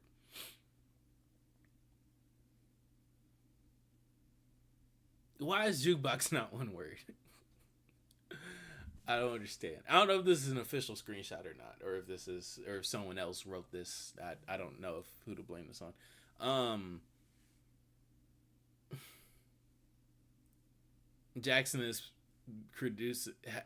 has been producing consistently good field shows. I don't know why they're not top 5. I couldn't tell you. From my understanding, the Boom opted out and stopped submitting videos. Okay. That's interesting. I know it had been brought up by I forgot what his name is. Am I subscribed to him? I don't think I'm subscribed to him. I forgot who his name is, but he does like a band talk show like once a week. I still get recommended his videos. Maybe it's in here. Oh, shout out to Crucial Conflict. They're live. Passion is Network. There we go. What's his name? Luke's band report. I know he had said shout out to Yall. And shout out to Passion is Network. I know that they had said at one point that they had questioned like how the committee was getting the footage, because like as a creator, as a fan, as a like legit fan of band, like I think I've proven over the past like 4 months, like I am a nerd about this band shit. I am a nerd about this band shit. I watch all these bands. I look for all these bands. I rank all these bands. Like I do this. If I can't find 5th quarter footage, which not to the average person, but to band heads, it's like the show of the culture. 4 months, more like 2 weeks. Please stop, nigga. What's it called? Like if I can't find footage, if the culture can't find footage, how the fuck are y'all finding footage of all of these D1 and D2 bands? I want it to stay, but they just need to make more changes. Hopefully it becomes more mainstream. At the end of the day, all publicity is good publicity. I just disagree.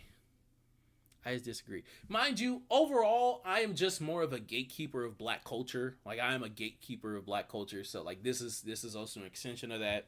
Let's gatekeep this shit. Let's keep their fucking white ass, grimy ass hands off of this. You know.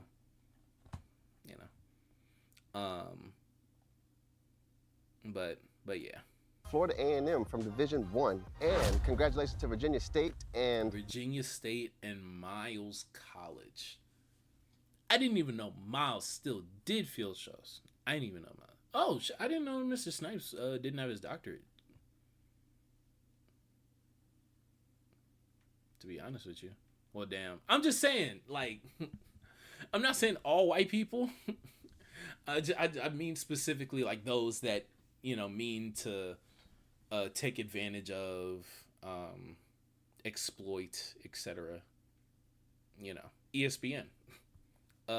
Miles of all, yeah. People have been saying that, like, Florida Memorial got robbed. He'll get into it, I think, but let's see. Shout out to Virginia State. I've heard Virginia State. I've seen them march. Very entertaining band. Really entertaining band. Really strong band. They were at Honda with us in 23 spring. Shout out to them. College from Division II. And let's not forget the high school. Shout out to the Marching Panthers of Southwest DeKalb High School and the Majestic Marching Cardinals of Jonesboro High School. These two bands will be competing for the Band of the Year in the high school division. I'm finna come back and beat To my knowledge, as far as I know, all four college bands are going to receive some money for participating. I think it's like an equal amount, and both high school bands are both going to receive some money as well. So all 6 bands participating will receive some money for participating. Not too shabby, I think, right? But the big question is, which of these bands will snag that coveted ESPN Band of the Year trophy? In Division II, neither Virginia State or Miles College have yet to earn that coveted Band of the Year title. This year is guaranteed to change, considering the fact that Florida Memorial will not be returning to the championship this year. Now, why is Florida Memorial not returning? Before we get into this, let me, Wolfsbane, my brother was trumpet section leader at Miles a few years ago. Hey, shout out. When niggas were like, we're like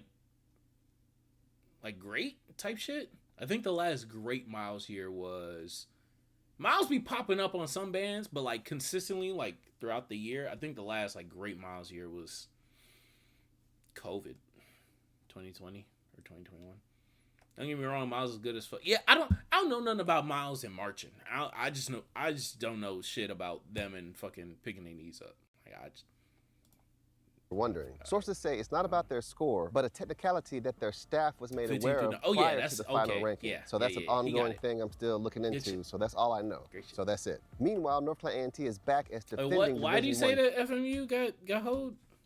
That their staff was made aware of prior to the final ranking. So that's an the championship this year. Now, why is Florida Memorial not returning, if you're wondering? Sources say it's not about their score, but a technicality that their staff was made aware of prior to the final ranking. So that's an ongoing thing I'm still looking into. So that's the technicality. I mean, he's doing investigative shit on it. I mean, hey, shout out, I guess. I don't really know. I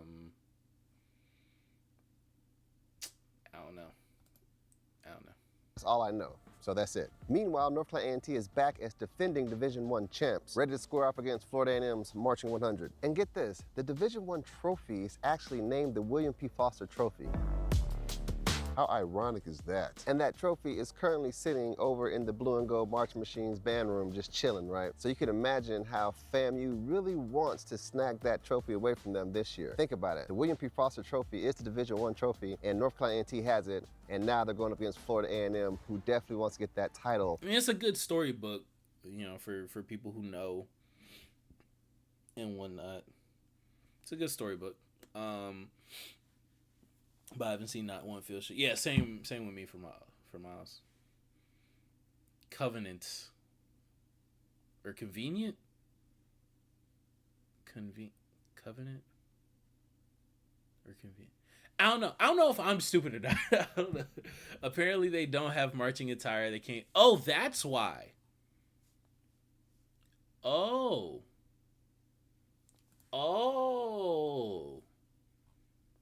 because they have windsuits and shit. Damn. That's tough. Wow. Sorry, I'm sinking. My chair does this sometimes. That's some of the bougie shit that, like, as to why, like, if I had to actually break down, like, why I think that this is bad for the culture, it's some of that, because, like, it raises the standard in a not realistic way. And not even not realistic, but, like, in a way that doesn't matter. Like, if Florida Memorial is great, then shouldn't it be promoted for them to get the exposure, to get the money to pay for uniforms? But because ESPN is swooping in and they have their standard, and they're gonna put this on whatever network and have whatever random standard of whatever, niggas, because they wear windsuits, allegedly, like they're not even gonna get the chance. Crazy thing is that the staff at ESPN knew they didn't have it and still let them come play last year. That too, yeah, I've seen that clip of, like, niggas cranking next to Jackson last year. I didn't watch that shit last year. Like, when I tell you I don't care, and, like, I stand on what I say when I mean, like, don't support this, don't go here. Like, I don't know. Whatever. They got 100K last year, but I think the school took it. Damn. It was part of the deductions for Jackson last year. They deducted points because the drum majors were in their uniforms. And that's the arbitrary shit that I'm saying, like, happens when outsiders get let in and they get given attention to. Yeah, uniforms aren't cheap. Like, y'all know, if y'all have marched in band, like, y'all know from marching in bands, not if, I know you niggas, like, I know you niggas in here right now have marched in bands. Y'all know how long them schools keep them uniforms for. But it was part of the field show, though. Oh, that's crazy, too. You can't even do a themed field show with different, like, costumes and whatnot. That's crazy. That's crazy. That is like a hidden veil standard that is, like, very similar to, like, if you're in Texas, or I think Georgia, it's prominent as well, of, like, how show style bands are, like, have been, like, discriminated against in UIO competition. It's the same thing. It's being held to a standard that, like, you're not even competing in. That isn't even integral to the level of performance that you're trying to achieve. It's not even part of the sport. Like, I don't understand. Now, granted, just earlier, I just said that, like, yeah, there is an increased level of difficulty playing in full uniform. For sure. When I've played in windsuits, I've felt freer than playing in full uniform. For sure. But niggas deserve a chance. Like, I don't. Those are two different conversations to me. Like, I don't know. And get that trophy in their own band room, because, come on, that just kind of makes sense, right? Right? Last night, during ESPN Band of the Year's press conference via a Zoom call, chairpersons and fellow band podcasters all emphasized that all 6 bands competing at this year's Red Lobster's ESPN Band of the Year Championship on December 13th, 2024, at Mercedes-Benz Stadium in Atlanta, Georgia, will be judged equally by the panel, meaning all 6 bands will be judged exactly the same way, including the 2 high school bands. I was going to say, the high schools? What the fuck? And isn't it like Jonesboro and is Jonesboro and Southwest DeKalb, right? I'm sinking again. Also, niggas don't give a fuck about FAMU. Whoa, Yall. Whoa, Yall.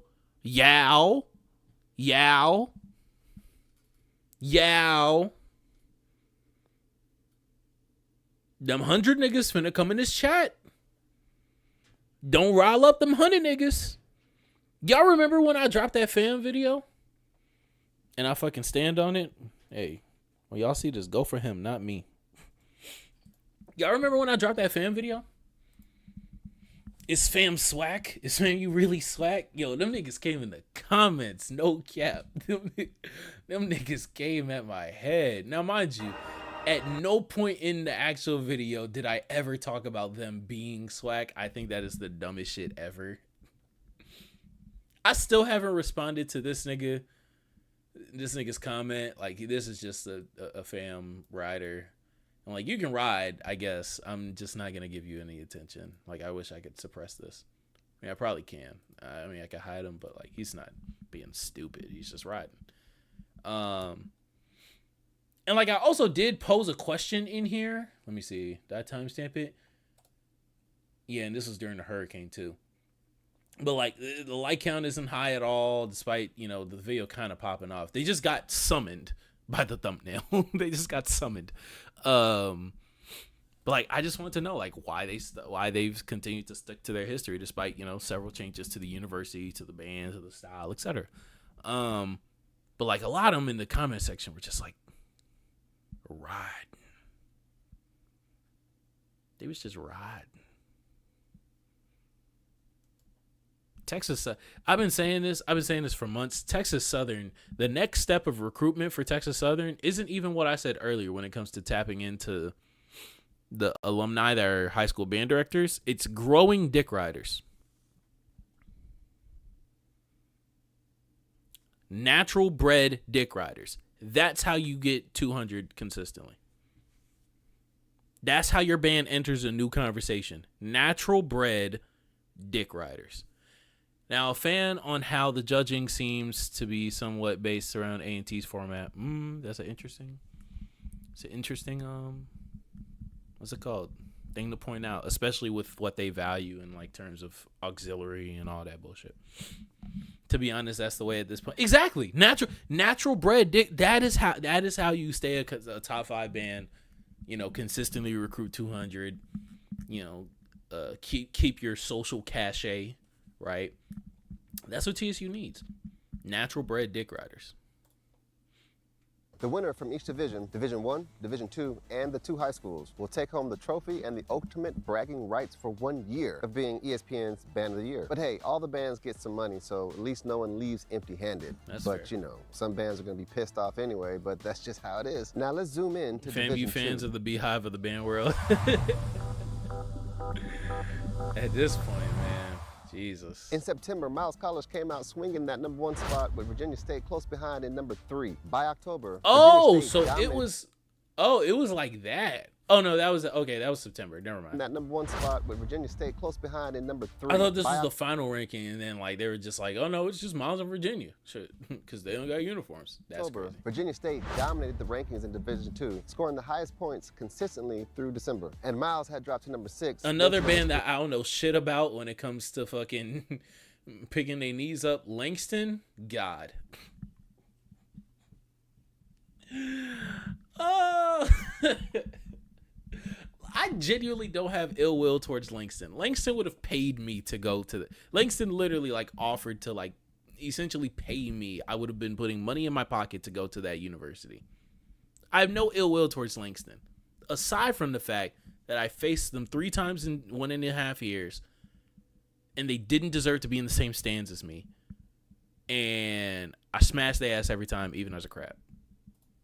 3, and now they're #2, right behind Virginia State. And here's my take on those 2 bands. And they don't march and they don't pick their knees up. Miles does have their work cut out for them because, as we can see, they are closing that gap on Virginia State, but has yet to score as high as they have, let alone surpass them. But what's Miles' advantage? For me, it's their size and instrumentation. With the right show, they really could flex their arranging skills and blow the crowd away with that superior sound, because I know that's definitely an asset that Miles has. But here's the flip side. Virginia State shows offer way more variety for the audience. That's likely why. That is true. That is true. The one thing that was like very much true for Virginia State, you get Langston don't got dick riders. I have a joke for that, but I'm not gonna get that comfortable.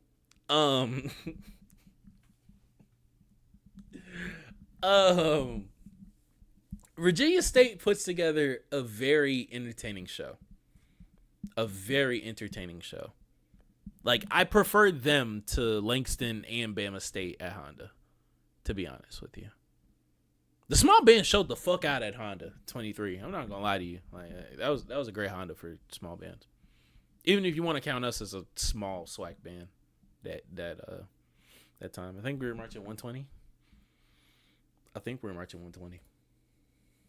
Why they've been outscoring everyone in Division II all season. So it's going to be exciting to see exactly how Division II shapes up when those two bands leave it all on the field and see how that goes down and all that good stuff. And man, we just had to angle this right in the sun. Man, this is... What a cut. What a cut. Now, about FAMU versus North Carolina A&T. If anyone can dethrone North Carolina A&T, I believe Florida A&M can. During last night's press conference, Professor Taylor pointed out the difference between halftime mode and adjudication mode. Translation, FAMU is about to switch from that halftime performance mode to full adjudication mode, aiming to rack up the highest possible points from every category. And this is why this shit is lame as fuck. Cause entertain the crowd, nigga. The fuck? Even as a Texas nigga, I hate the fact that every fucking battle out here is graded. I hate that shit. I hate that shit so much. Every fucking battle short of Home for the Holidays is fucking graded. I don't care. I mean, I do care about your adjudication. Well, first off, you're not going to get adjudicated from this. Like, this isn't adjudication. I mean, you can view it as that level of event, but like, you're a college. Like, I don't fucking care. Entertain me. FAMU gonna have a pit out. That's what I'm saying. Like, oh my god, fuck. Because we all know when the bands have that rival halftime show. Nobody go to this. Nobody go. The Celebration Bowl is in Atlanta. Go to that shit. I don't care if South Carolina. Someone was saying something about South Carolina State not having a band. They have a band. I don't know if they're gonna bring it. But like, they have a fucking band. Bojangles. Anyway. I swear I have ADHD. I've never tested for it, but I swear I have it. Go to the Celebration Bowl. Don't go to this shit. Don't support these niggas. Stop. The performance tends even the to fact feel that this like pulled this 4K. versus, you Shit, know the fact how that it I'm is when you watching go it. get No cap, we're adjudicated. done. Shout out to Stephen Holiday. I like it up. We're done. I don't want to give these niggas no attention. Shit. Here's how the average man's life would change if he never saw an ad again. Bro, I've never even eaten Bojangles. I just saw it. I'm like, what? Oh, that's an ad. Okay. Day one, the hell? He would install Pi on his... I don't know. All right. Oh, this audio is horrible. Okay. Well, in this 12-minute, somewhat fifth quarter, let's see if Valley or A&M sounds better or worse than let's look at where they are in the rankings. They're actually damn near in the same spot. A&M definitely rose after, I think the last thing that I heard them was the Bama battle. I think that's wrong, actually. I think we've heard them since then. Oh no, yeah, that was the last thing. The Bama battle. And then Valley, we heard them versus Jackson, and then I think this is the week after Jackson.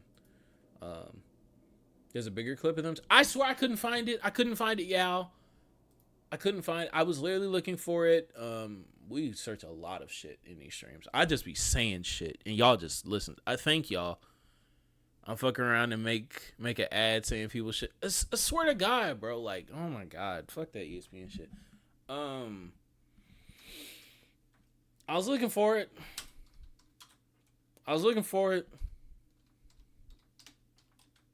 Sorry, I'm typing with one hand. I'm one hand in my mic right now for some reason.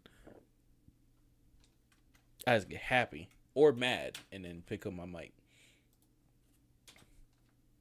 I know last year that was also the last game of the season. That was where we saw Slim Valley. I didn't see it. I just keep seeing Slim Valley from last year. Pause. Why I say pause? I mean, what's the pause for? The mic shit? Something I say with the mic? My fault.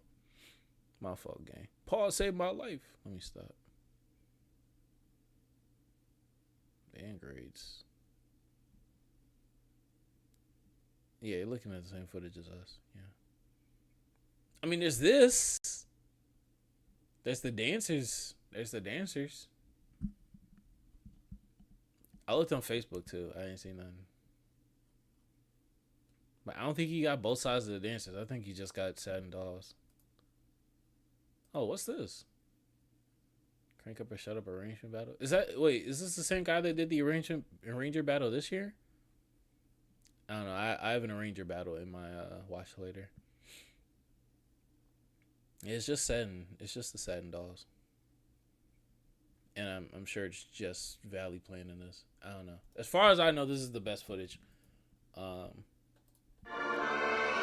see.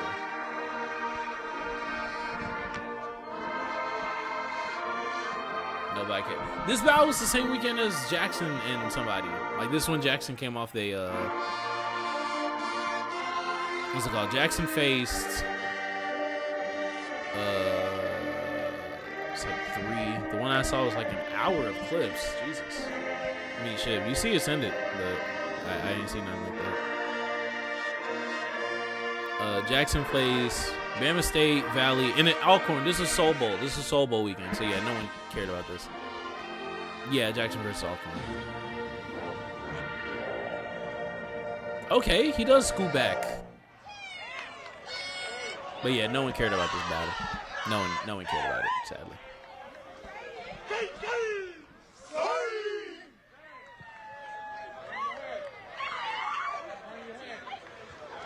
Hats.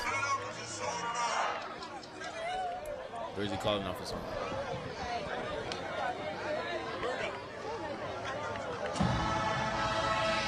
Oh, A&M?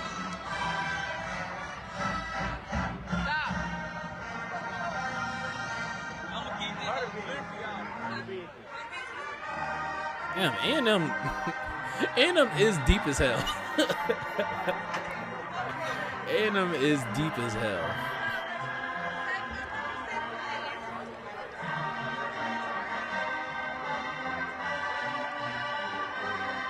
Damn. This is crazy.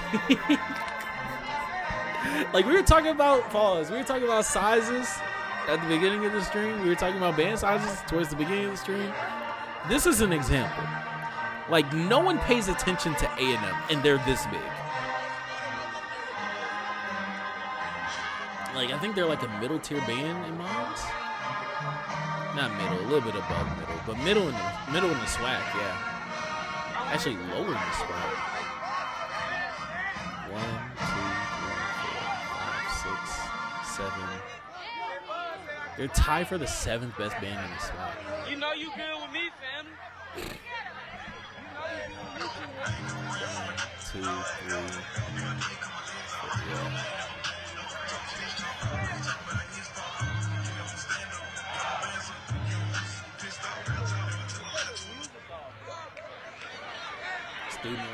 Student arrangement first.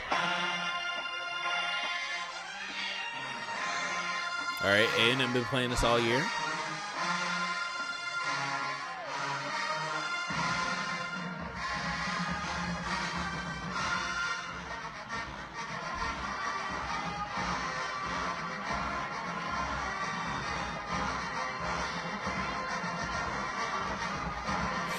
A&M and ASU have historical culture footprint forever. They'll never get too small. Yeah, no, that's definitely true. Like even in COVID, like A&M. I thought that was whiskey. Oh no, look at you. Oh yeah, I meant to do it at the beginning of the stream. Shout out to Yall. Yall sent me some arrangements, solid arrangements, really solid arrangements. We chopped it up about it, man.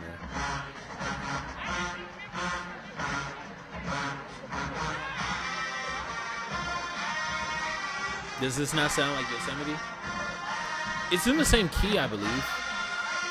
Da da da da da da da da da da. Kinda.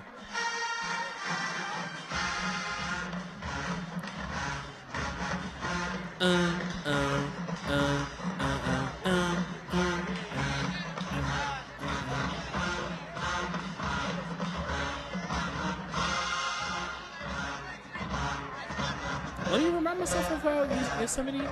Yosemite's as I'm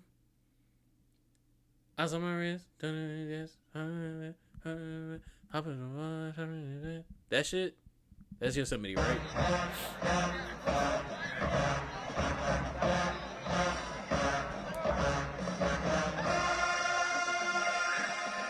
It's in the same key. Yeah, it definitely. Yeah, the trombone voicing. Yeah, is very similar to that as well. Bass line.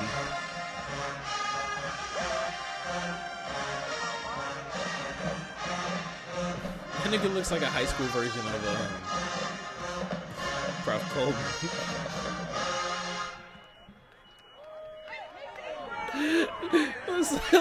Looks like Mr. Coleman. Oh my god.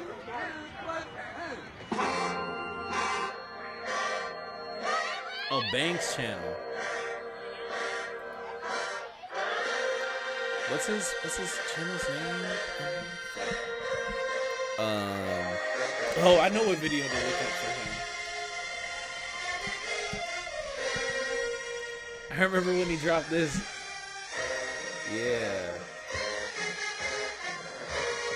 Oh, unless you're talking about another Banks. Oh, or maybe that's the. Maybe that's the show. That guy Banks. Oh, that guy Big Banks. I thought you were talking about Mike.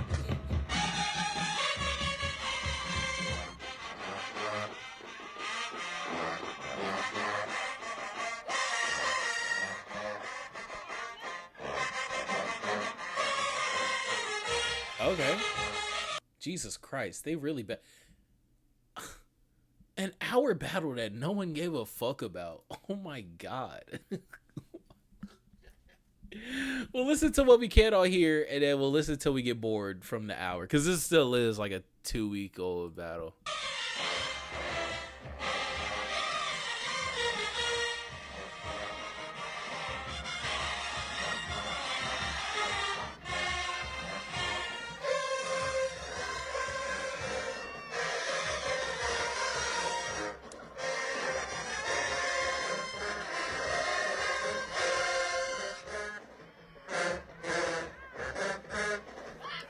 I wish trumpets played more defined for them.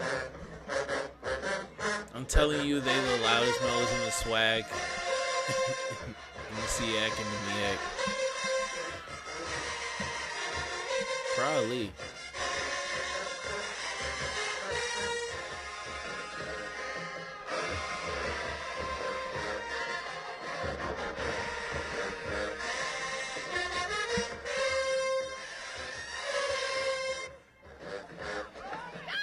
Them UFOs got range, man. Them UFOs got some range.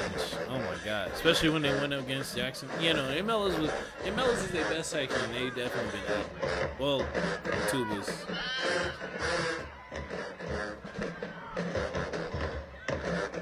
I'm checking fantasy real quick. Oh my god, I just tied it up. This nigga ain't never seen a comeback like this before.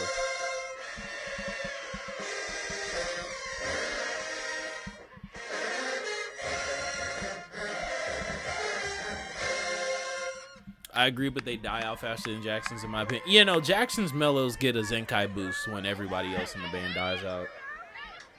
They just sustain their level of play, and it rises compared to the band. Hey!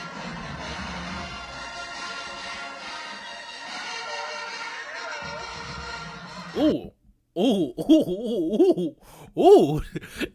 The A&M tubas and UFOs eating this shit right now. And they did not slow that bitch down. So let's see if they gonna pay for it again.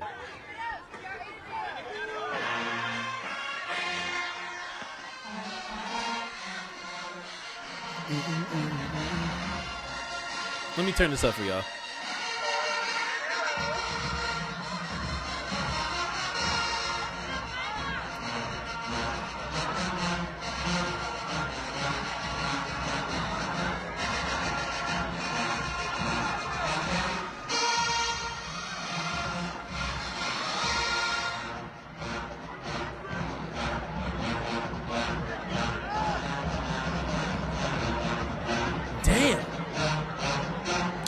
tempo while splitting the 3 is crazy. On this split part,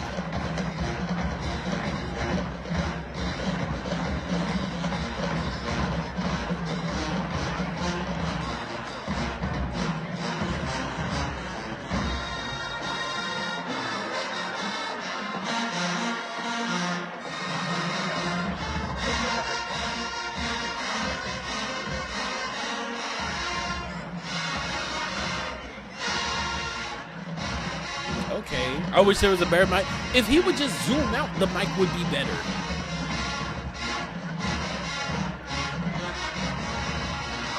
So, you know, they fix this.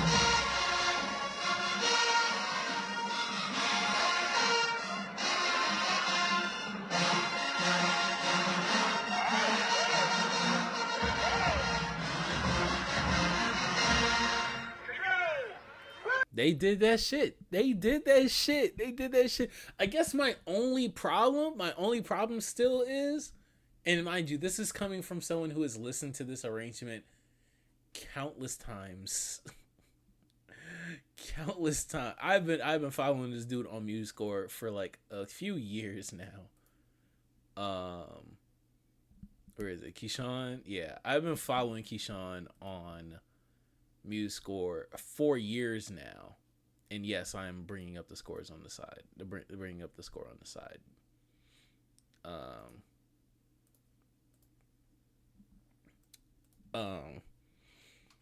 I've been listening to this for quite a while. I think it's been on here since, yeah, it's been a year now.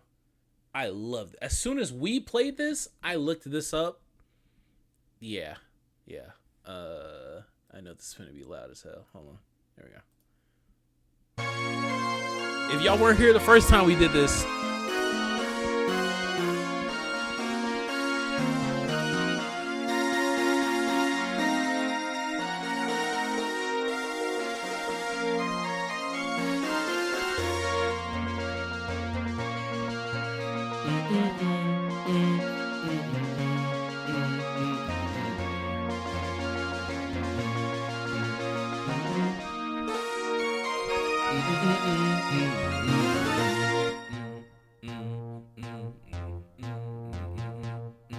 this is always the great thing about student arrangers, cause, and shout out to Keyshawn, I think he was also in that student arranging battle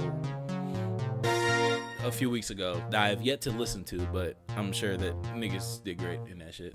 I recognized all the names in there. But yeah, like, it's always great when we can pull this up. This is great. This is great.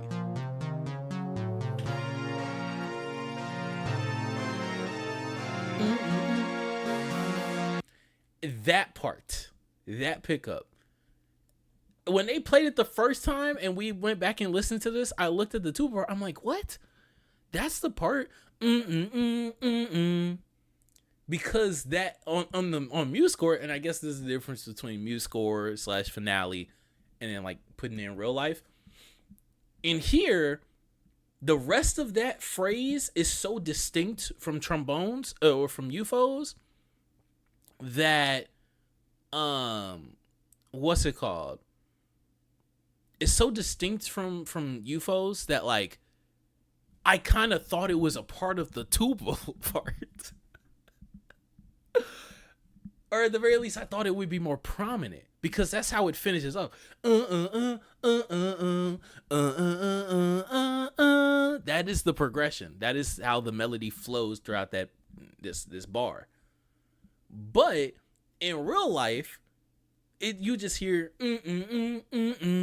because you know tubas are much more of a dominant sound. That's in the upper register. It's a build up from UFOs, and then of course, like even going into where the F horns pick it up, like their F horns are relatively weak.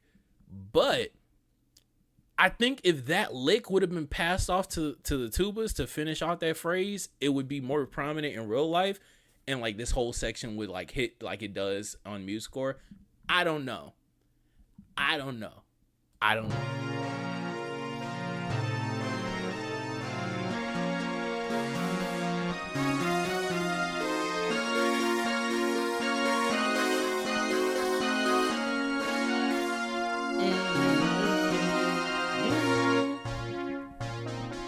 Yeah.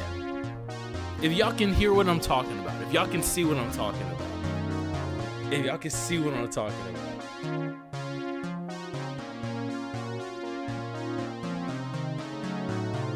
What's good, Jose?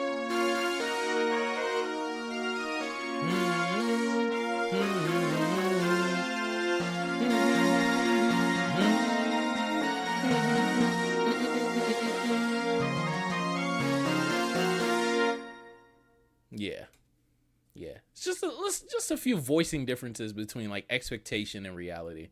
It's always good to see that though. It's always good to see that. Shout out to them for cleaning that up, by the way.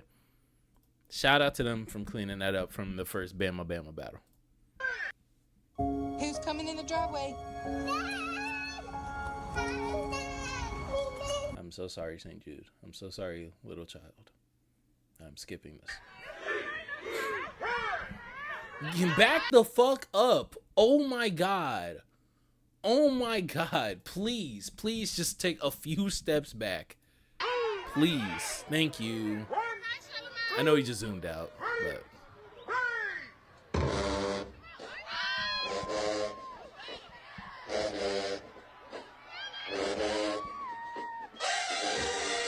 damn the mellows.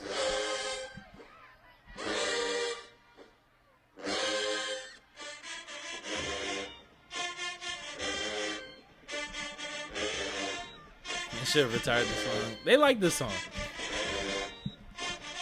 They like this song. It's loud as hell.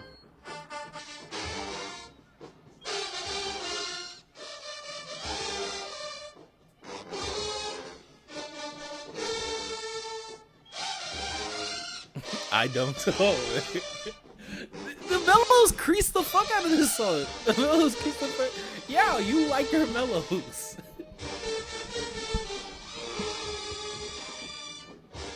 Ooh, good holdout trumpets. Good holdout.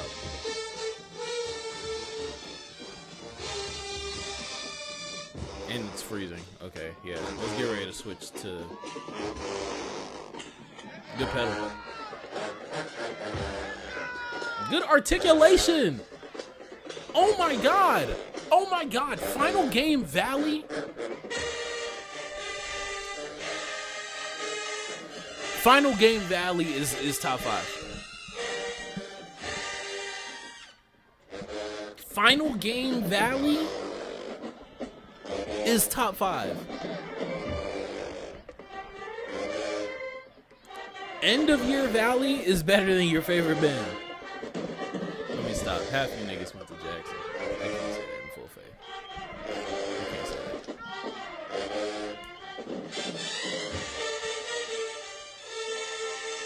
that. These are the cleanups that I wanted all fucking season.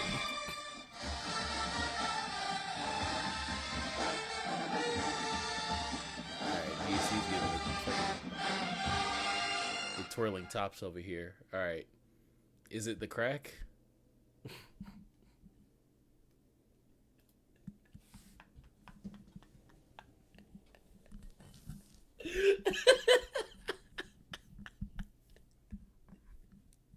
It's just a delayed reaction, Wolfsbane. It's just a delayed reaction. That's all it is. Oh my god, it's creasing, but the arrangement is whack. I actually think I think the arrangement's cool. It's just like it's basic as fuck. I mean, not everything has to be like, you know, super duper crazy.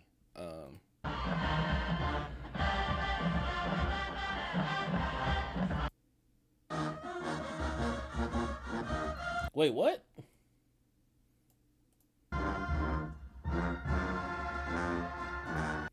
What?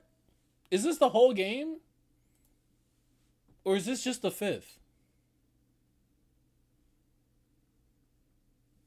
Okay, this is halftime. Okay, yeah, I don't care about the 0. I'm not gonna lie, we're not gonna watch this whole game. I don't care to watch this whole game. This is like 2 weeks. Yeah, okay. This is like 2 weeks old. I don't care. I don't care. Niggas are walking around. These are still sectional battles. Yeah, skip me. Yeah, we're just here for the 5th today. If this would have been out It was out 7 days ago, so it was out midweek. Yeah, this came out after even last week's weekly repertoire. If this would have been out either of the last 2 weekly repertoires, we might have looked at the 0, but today I don't care. Sorry.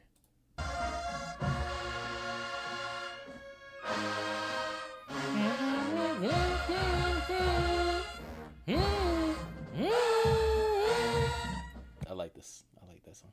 I like that song. Sorry, that was selfish of me.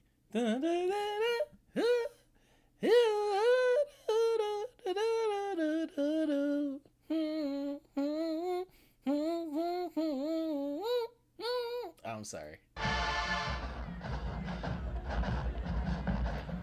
Yo, where?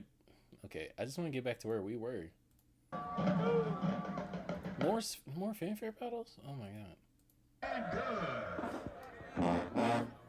I got 5 on it. Okay. Okay,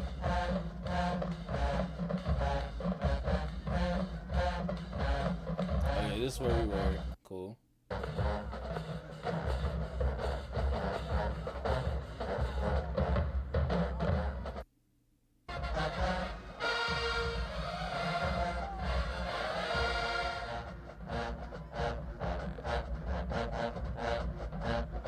Wait, we were already done. That was the whole 5th? We already watched the whole 5th? It was just a 12-minute 5th?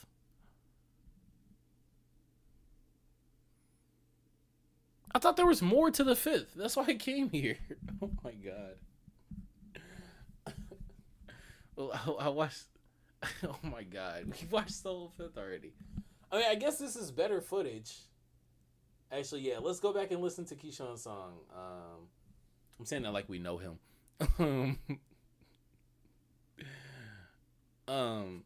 Let's go back and listen to his song from this angle.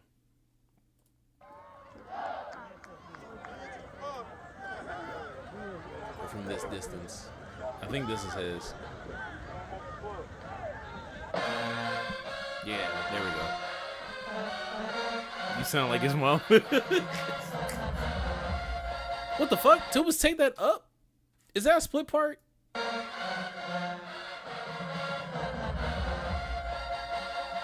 Split and octave. Okay.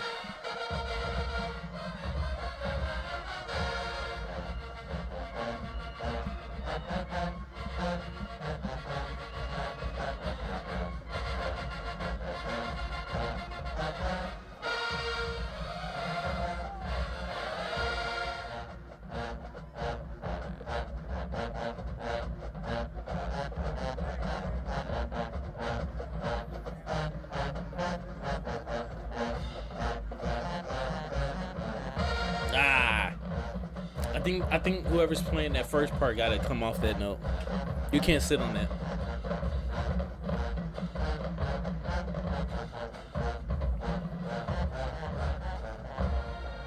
Nah, they getting rushed.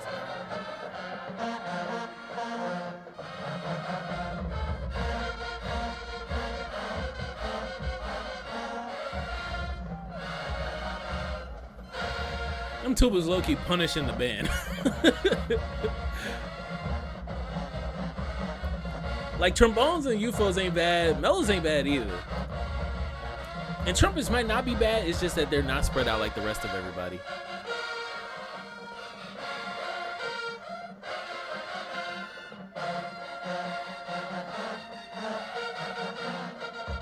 Somebody chip that.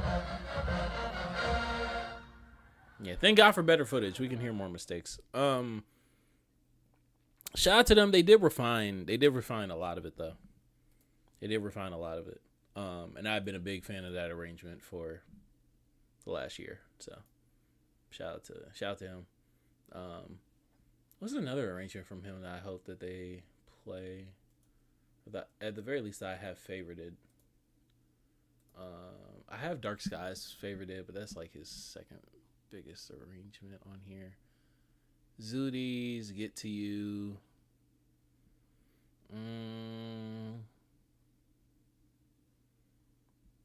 Dark Sky. I mean, I guess I'll play Dark Skies. I can play Dark Skies. This is also some other stuff that that I hope that A&M plays.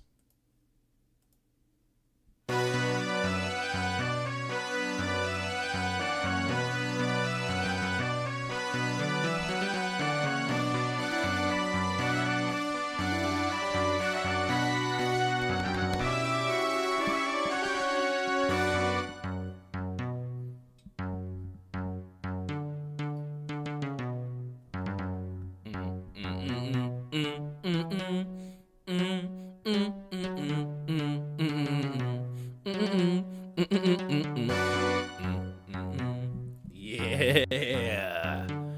Yeah.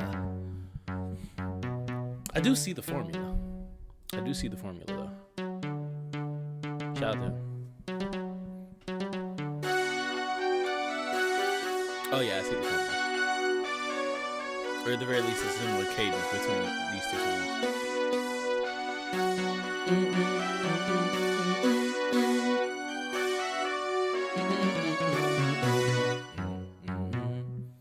That's such a hard rhythm.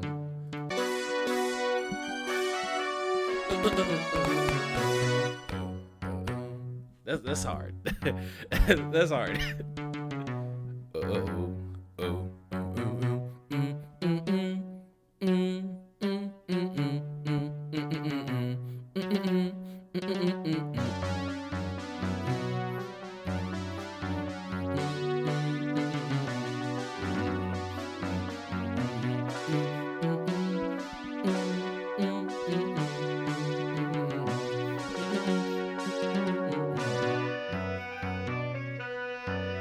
Give the main motif to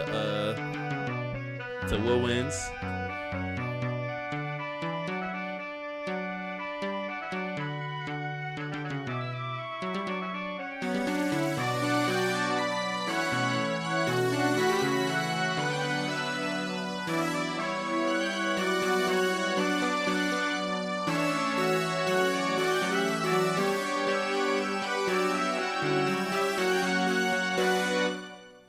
Them UFO lines be crazy. Them UFO lines be melodic as fuck. Shout out to A&M. Shout out to Valley. A&M does sound a step better. This is limited footage though, so I mean, and that's some A&M. Yeah, that is some A&M we would play. Yeah, for like. Yeah, a lot of his arrangements are in the style that like they would smash for sure, which is the good thing about listening to his arrangements because you can envision a band already that will already play them.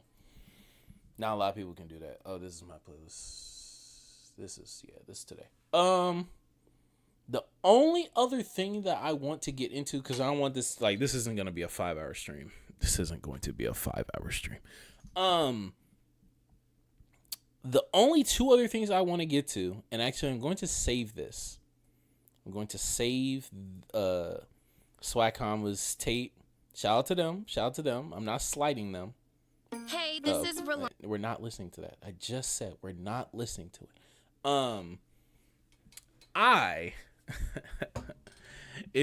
Shout out to the 2-hour 30 mark. Because if you're here, you're a real one. Today, the reason why my cam was not on in the first few minutes is because my camera was charging because today oh shit, I thought it was already open. Coincidental timing, crazy as fuck. Today I was with my CBs and my crabs that's not my crabs cause the Platinum album is coming.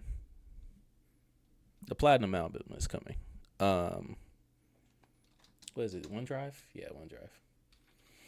The Platinum album is coming.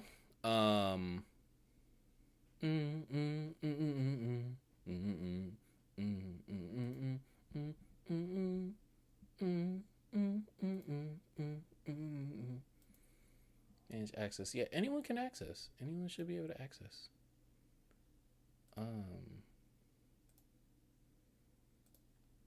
Anyone should be able to access this. And that's what I was doing today. If they play this next year, they're gonna be a problem. Yeah, and yeah.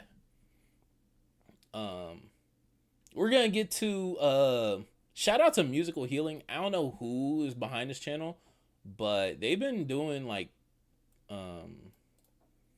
highlights and whatnot of like, you know, the best arrangements from storied band directors throughout the SWAC, mostly Southern and Jackson, and then they did some arrangements of the week, not collab, Jesus Christ, but that shit. They've been doing this shit throughout the season, and I've had them in this playlist for a while. So we're actually gonna get to the shortest one. We're gonna get to the second shortest one. Dr. Little's. I don't know why he only did 17 around. I guess it was because it was the first one. But Dr. Little's been around shit longer than Taylor and Simmons. And Mrs. Johnson. So I don't know why he only has 17. He only did his top 17. But I mean, hey, it's still gonna be great. But yeah, the platinum album is coming. What's it called? Anyone doesn't require a sign in. Anyone can edit? Yeah, like I don't. I'm trying.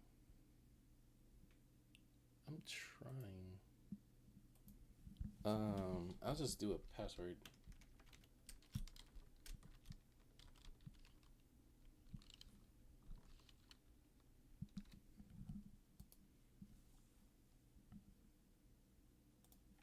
There we go. Now just, anyone with that link can edit it.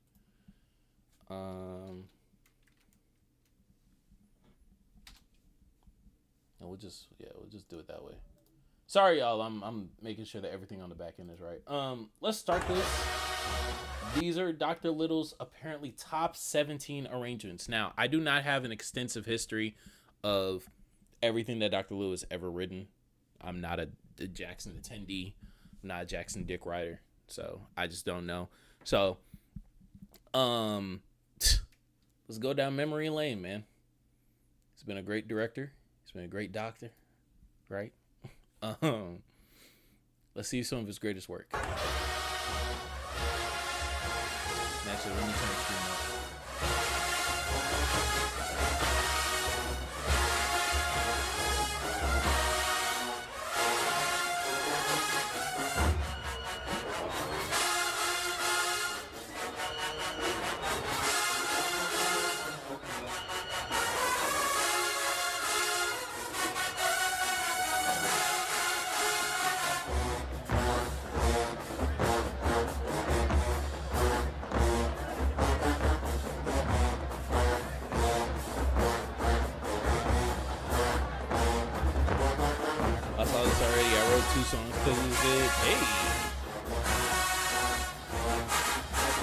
The Simmons one a while back, but I held off on watching anybody else's.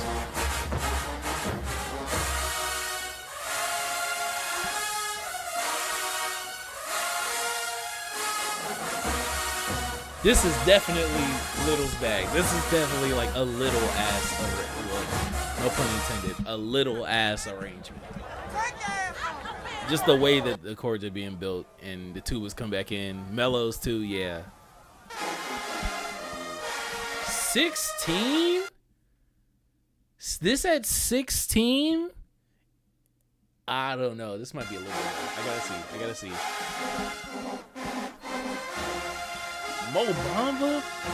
Mo Bamba at 16?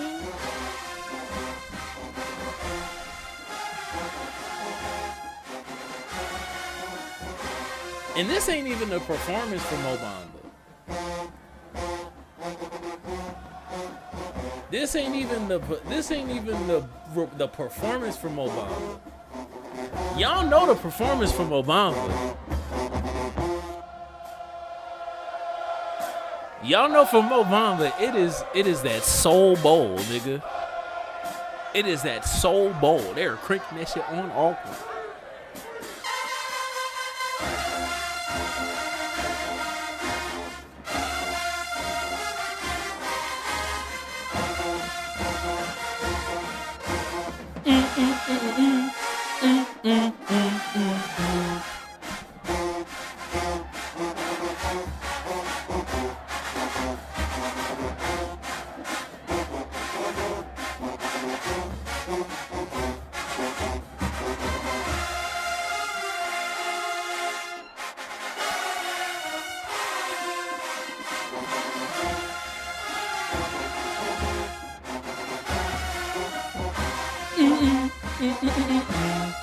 I still think PV had a better Mo Bamba.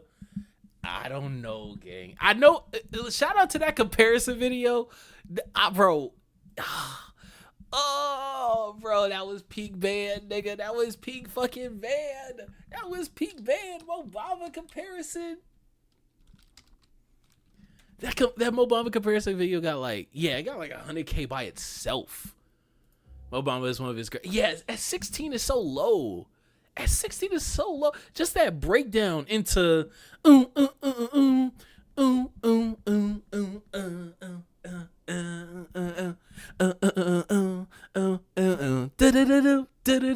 that shit is so hard. What? I don't know if it's top 5, but it's definitely higher than 16. It's definitely higher than 16. Cause he has some recent shit that's like out there. Couch instead of getting ready. But let's do this comparison. Let's do this comparison. I do remember watching this. Oh, I remember watching this. Our freshman year, high school. I remember. Oh my god. Oh my god.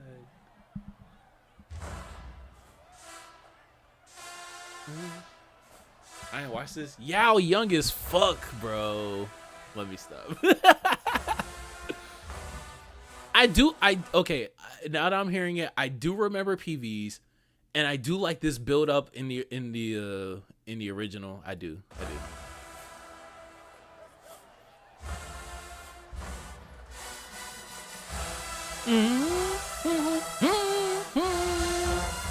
And this was good PV. Shout out my nigga Jordan, section leader, tuba section leader this year, Westbury product. Yeah. Round class of 24, chill on me. Come on, man. You're such a baby. Such a baby. Oh my god. You're so small. Let me stop.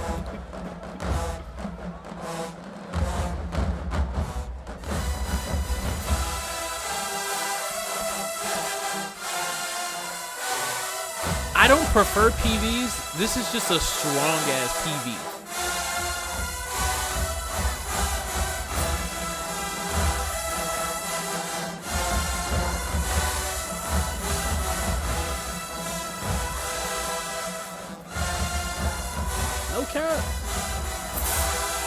No cap.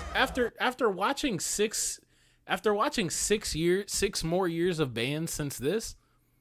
These are some weak ass twirls. This is some weak ass twirls. I'm sorry. I am no percussionist. This is weak as fuck.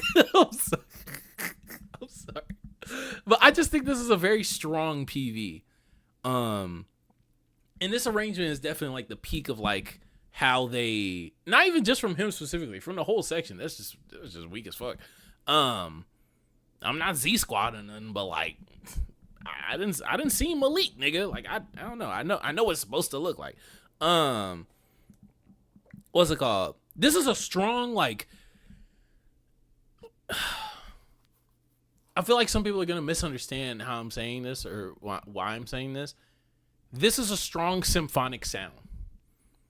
Like the way that a symphony sounds, of like the wall of sound, like very sonically built upon each other with good layering and like context. Like this is a great wall of sound. I don't think it's better than Jackson though. Jackson's darker sound and energy fits the song. Yeah, that too. But like this is a good. The one from them playing JSU is a better clip. I believe it. I can believe it. This looks like this is SWAC championship.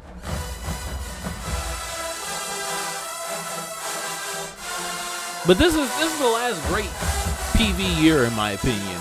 I love 19 PV. Partially because a lot of my old heads was there. So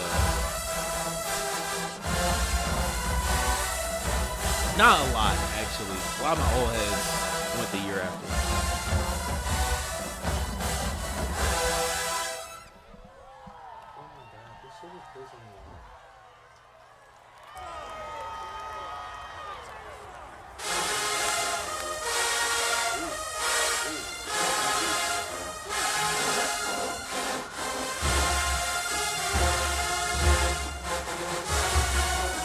This is the performance that you use. This is the footage that you use.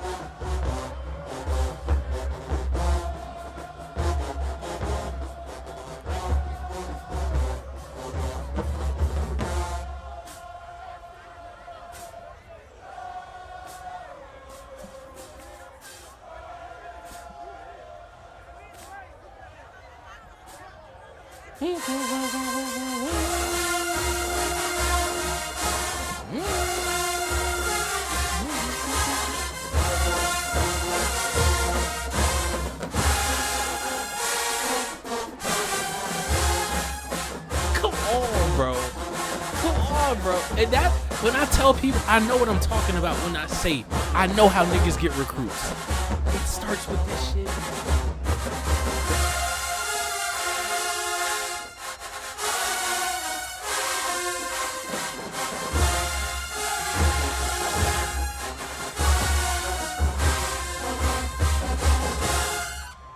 I'm not saying you're wrong, but that last clip did them a disservice. That's fair. That's fair. I can do my due diligence. We can do our due diligence. As much as we trust Killer Kev, you know, no one's perfect. Actually, we'll just do PV. Obama. Yeah, that looks like the horseshoe. Oh, you said 1 million views. There's one with 1 million? Oh, I remember Zimballistic. That used to be the PV plug. Then PV went ass. And so he just left. Yeah, this is how I listened to them Albany State clips last year. Oh, man. Man. Zimballistic, man. I don't like when a band be having the long-ass last note. That's PV's specialty.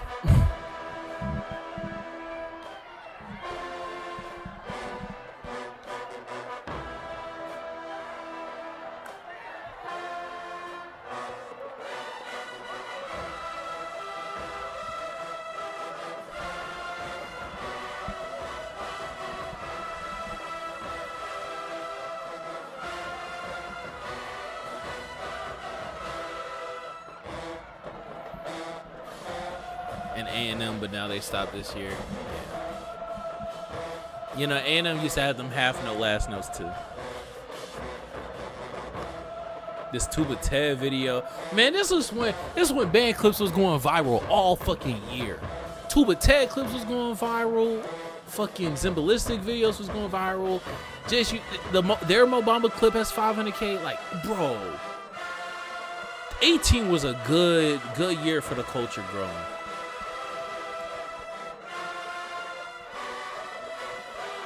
As someone who got into the culture spring 18.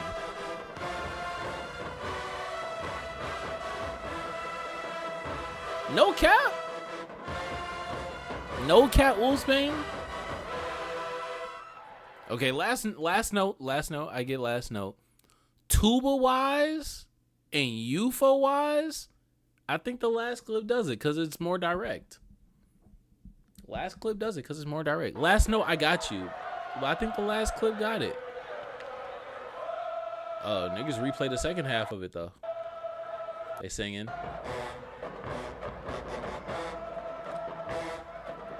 Maybe I spoke too soon.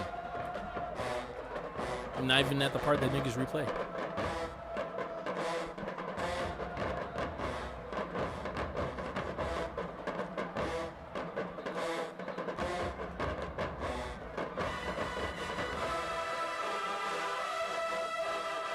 Them mellows, boy.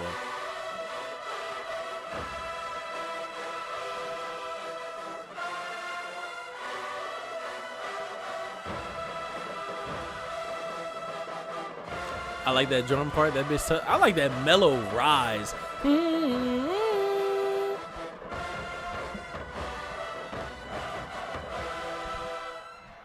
And they just kept it going like that whole fucking time. Man, that shit. What? Yeah, we not gonna hear him bring it back. Let's hear TSU's. I think TSU's was the worst, right? Tuba part and trombone part not touching Jackson though. Yeah, nigga started off chanting. Man, I see some of my old heads in here. Damn, bro. Shout out SWAC Sweepers. Shout out my big bro Deuce Dog, nigga. Come on, Trent. I hate this intro. Partially because they play it in a different key than they're singing it.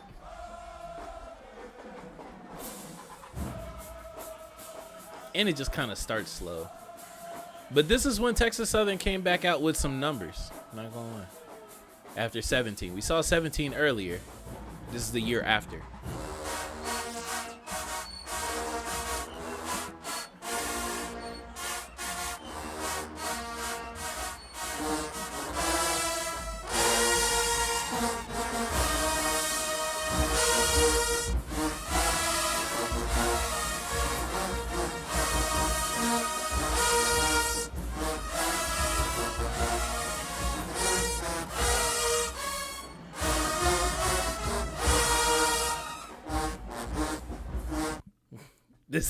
This is bad.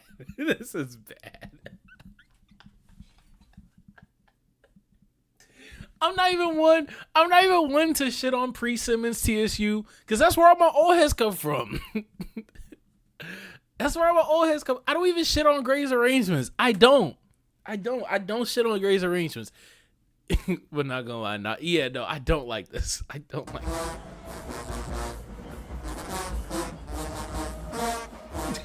What the fuck? Why would they do that?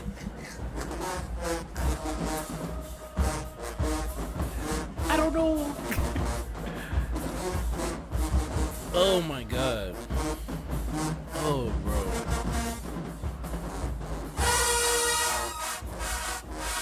They just killing themselves.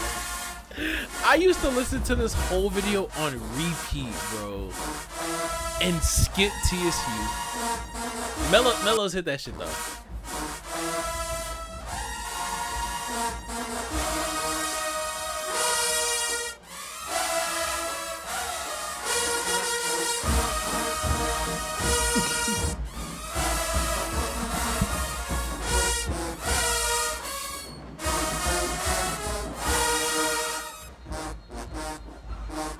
They need to get out. Yeah, there's a reason why the video starts hot. It gets hotter with Jackson. All time low with TSU. All time, and it starts immediately as soon as the screen goes black. Flat lines. Flat lines.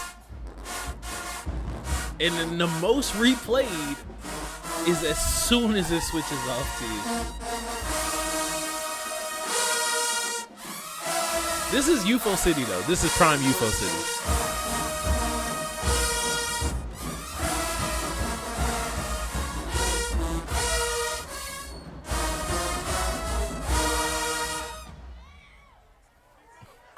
And then most replayed. Well, not this. Everything you buy, you understand? They said we killing y'all today. Niggas said they acting like Meek Mill right now earlier. This should kill me, bro. I have decorated for the holidays. Shout out to Smo Miles. How do we get on this? Oh yeah, because Jackson, yeah, Dr. Little's Mo Bomber.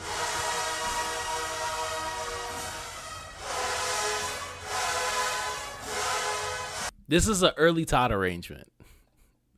I don't know how many of y'all have been here, have been listening to bands since Todd first got on staff. This as an early Todd arrangement was getting him crucified, bro. Niggas crucified that man because of this shit. Oh my god. Not because of this song specifically, but like his first 2 years. Niggas hated that man. Oh my god.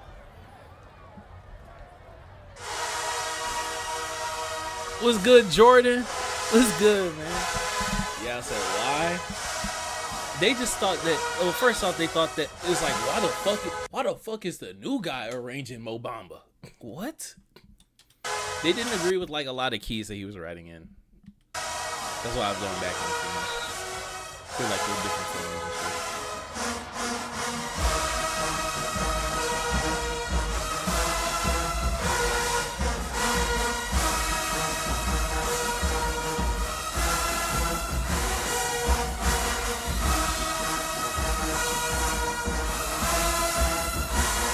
When Southern had fucking trumpets. What's good, Alex? What's good, my fucking CV? Are you niggas bundled up? Don't tell me you niggas are bundled up in that nigga crib right now watching this. Y'all go watch that fucking film. Tell me if the audio's good. Actually, tell me if the audio's good. Tell me not for the stream, but for the shit from earlier today. Yeah, back when Southern had trumpets. Oh my god.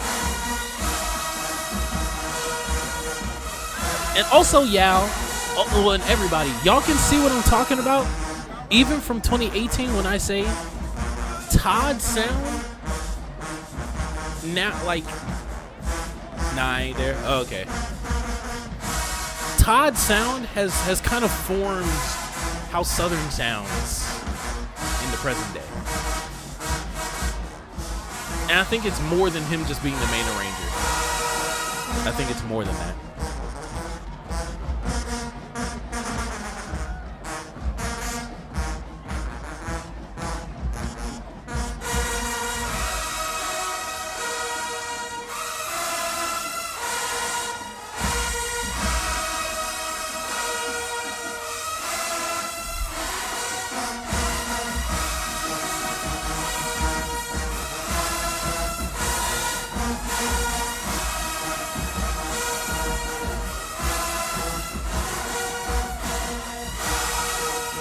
Ain't this the years when the tuba switch horns? Yeah, this one they went all gold.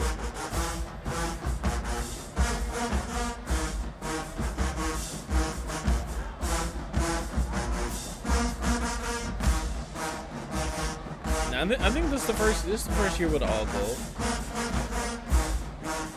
Because I believe this is Hamer's last year as well.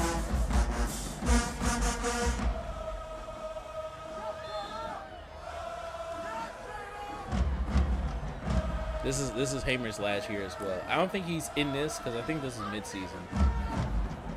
But like, you gotta, I forgot how sloppy Southern tubas used to be sometimes. Shit, they just got back to being sloppy. But yeah, back in the day.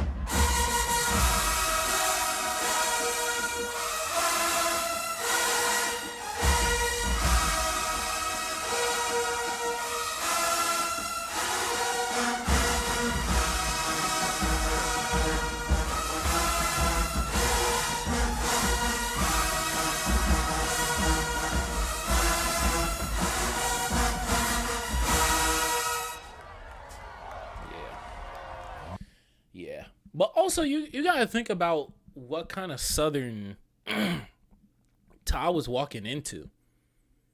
I believe Hamer hired Todd. Or at the very least, he might not have hired him, but like, I believe that Hamer was still on staff when Todd was there. Like, I think it was start of 18.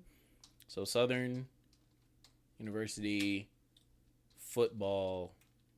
But 2018, what was their first game? What the fuck? There we go. What was their first game in 18? TCU. Oh, okay. Well, not TCU. Langston. Ew. Oh my god. Okay. What was? Jesus. What was the first home game? Was this? Yeah, this was at Mumford. So Southern. This is how we get off tangent, and this is how the streams end up 5 hours. Southern versus Langston, 2018.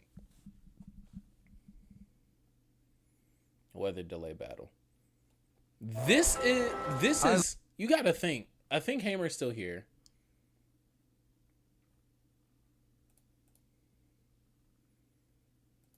You got to think. Is Hamer still here? Is this Hamer? I don't think that's Hamer. What was Hamer's last year? Hamer had been let go? Okay. He got let go at the top of 18, like before the season started.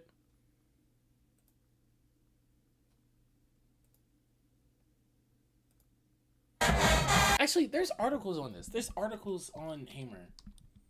Hamer Southern fired. Yeah, it was summer 18. Okay. It was the end of 17-18. Okay, cool. And then we can see when Todd is hired. That's Cedric Hamer. Cedric Todd hired. It might have a beginning year. Homosexual year. You were there for 5 years. Okay. It doesn't have a starting year. And I don't feel like doing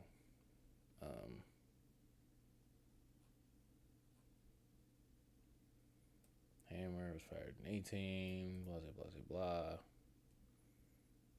So either because I think Todd's first year is 18 regardless, right?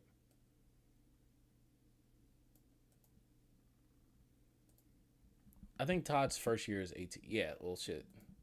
He was still at Northeast at the end of 17. Started in 18. Okay. So either Hamer hired him or he was hired in lieu of like Hamer not being there. So he was either not a Hamer replacement, but like a supplement. He was either a Hamer supplement or was supposed to be fourth in the pecking order from Hamer, Simmons, Taylor, Todd. And then he gets Mo Bamba in the fall. He writes Mo Bamba. And then within like 2 years, he's the main arranger. Whether it's because Simmons leaves or like just because, but like he's the main arranger within what 18, 19. I mean, Simmons is still there throughout COVID. But like niggas hated Todd for them 2 years. Niggas hated Todd. Cause it's like you go from Simmons, you go from Taylor, Simmons. You just had Hamer in your ear, and then it's Todd. Ooh. My life. I remember when this dropped. I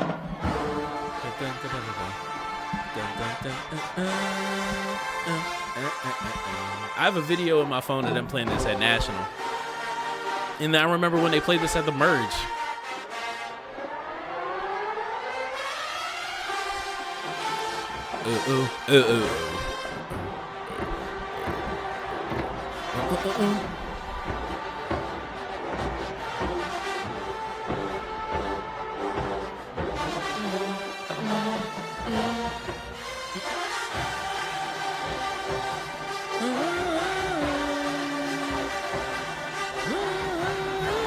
When you get promoted just for not quitting. Wolfsbane, that's what it was. Like, niggas hated him up until like 22 because it was like, okay, either Hamer brought him in or like he was a Hamer supplement, and it's like, what the who the fuck is this nigga being a Hamer supplement? And then Simmons leaves, and then it's like, well, shit, now this nigga's the main arranger.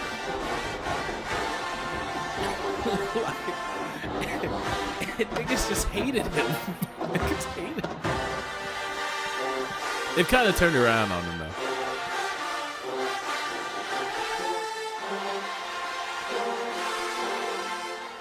What you say now? Wonder, 'cause where I come from.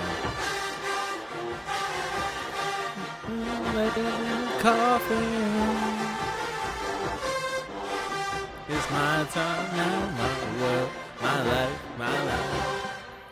They ain't had the mellows for the song. That's the only bad thing. Yeah. Oh, okay. So I'm from Boombox. That's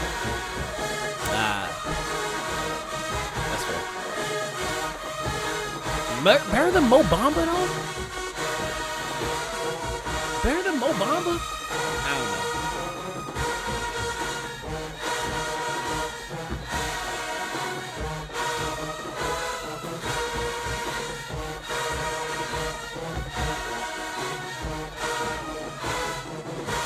I don't think this has the trumpet presence to be better than Obama. This should be higher. I think this is closer to being properly placed than being higher.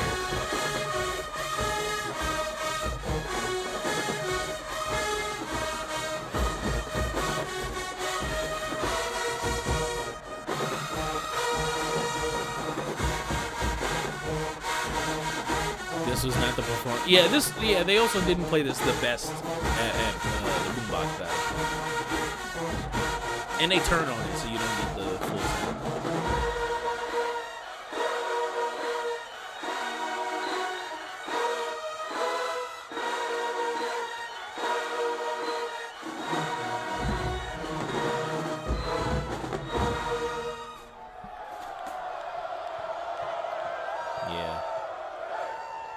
Yeah. Whether it's the clip, I still think it's properly rated.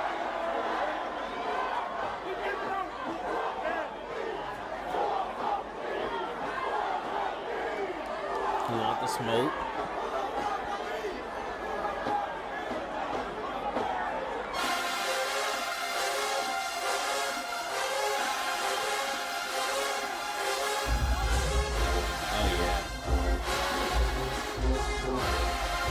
This is here.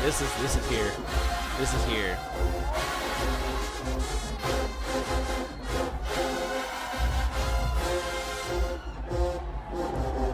Yeah, no, this is yeah. This is a battle this is one of the like 5 battles that I wish I was at in person. Primarily because no clip from this battle is good. None of them. No footage from this battle is good. None of them.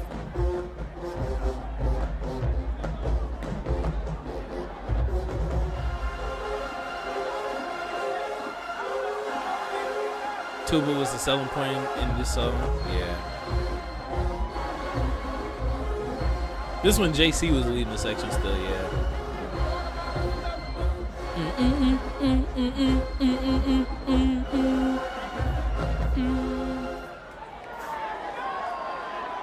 Yeah. What they play verse 4?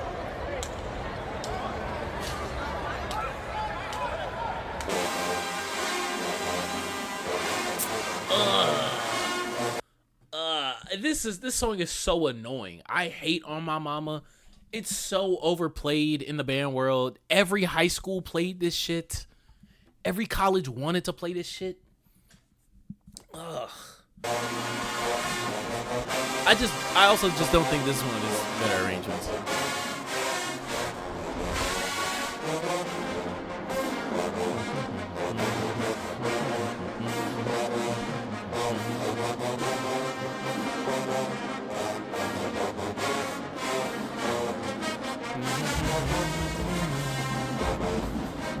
Them dog team chords, yeah, dog team, yeah. This was just a whatever song. This is also the worst clip to pick of this.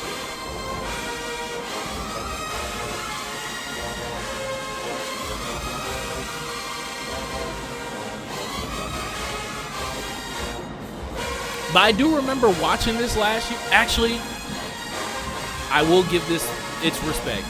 The back half of this goes crazy. And I do remember watching this at the start of 23 last year. Yeah, me and Wolfbane literally just said the same thing. I know I said it while he was typing. What's it called? I do remember watching this last year at the beginning of the year and saying, okay, like Jackson seems like a very complete band. And then the arrangements were so dominating the rest of the year. They were just so complete.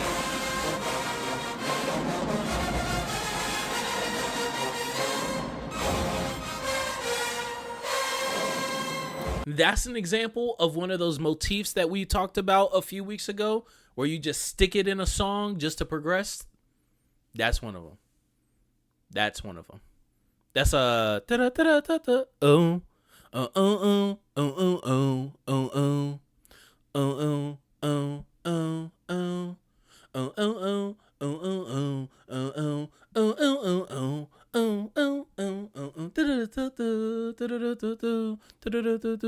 I'm tone deaf as fuck right now. I don't really know why, but yeah, I forgot the song's name.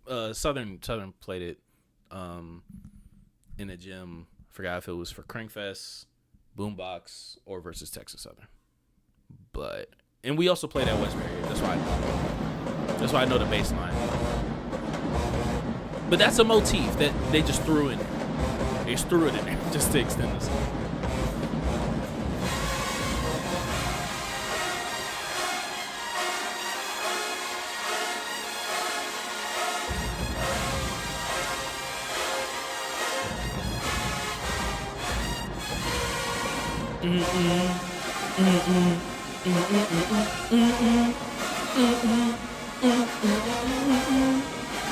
That walk though.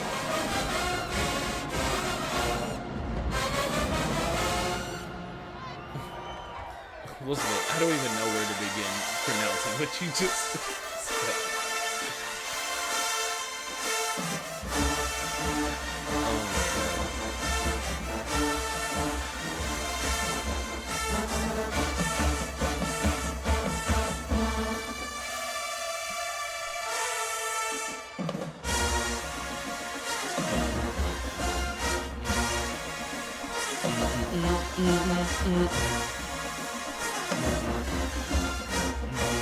Yeah, this is the Nate era.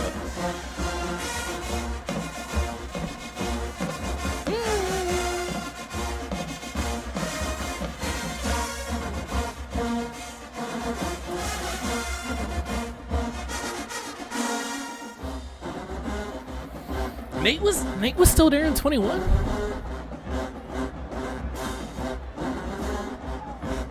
I didn't know Nate was still there in 21.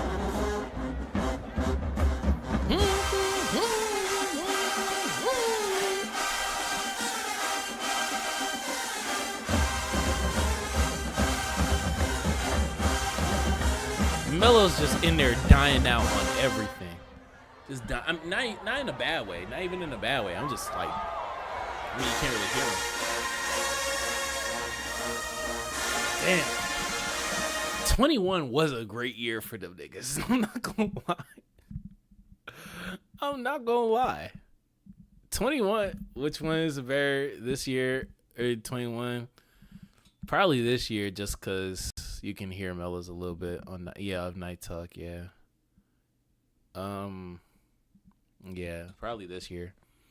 But 21, they had some fucking bangers, which is why it's so crazy that Talladega beat them niggas mid-season. And Talladega sounded like shit at National Battle of the Bands. I fucking hated Talladega at National Battle of the Bands. Then they came back in mid-October and beat these niggas. Boy.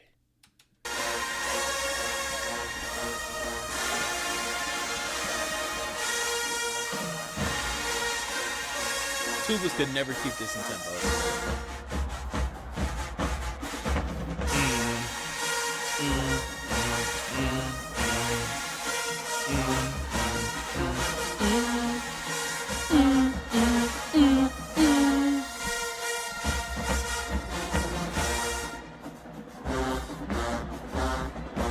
Nigga, what?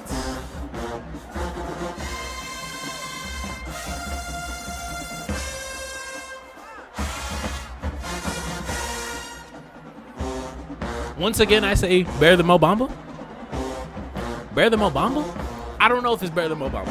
I'm not taking this over Mo Bamba. Even with the end. The end is fire. The end is fire. Just didn't take Dega seriously until it was too late. And they took him seriously. I don't think they were going to bring out a new book for Dega. I never thought they were going to bring out a new book for Dega.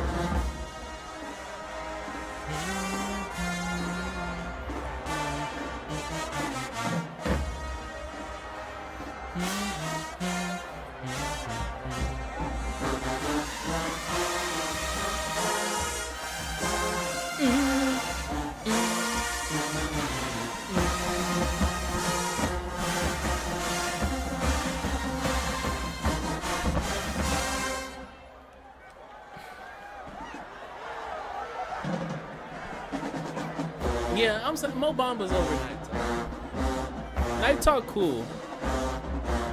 They brought it back every single time, but I don't know. It's just because JSU song selection in that game was bad.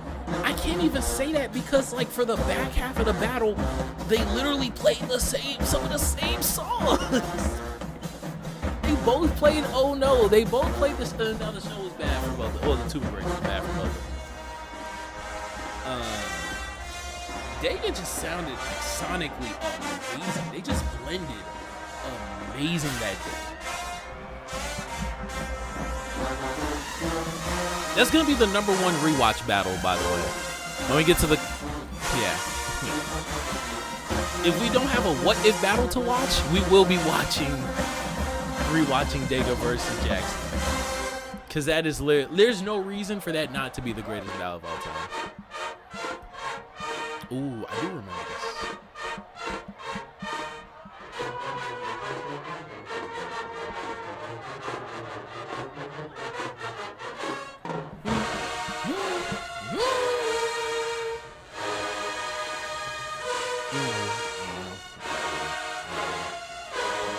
What's good, Trey? This nigga be coming in at 10 p.m. talking about good morning.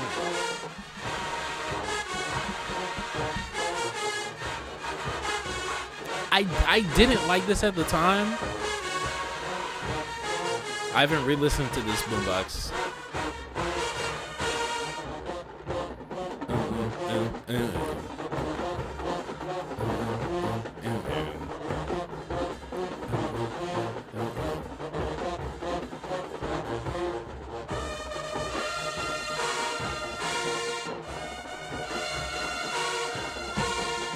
They played this on Barry at Texas Tech. It's like you know Trey, like a real Jacksonian nigga remembers when they played it better versus the white showcase at the white band showcase. Nah, you meant Texas A&M, nigga.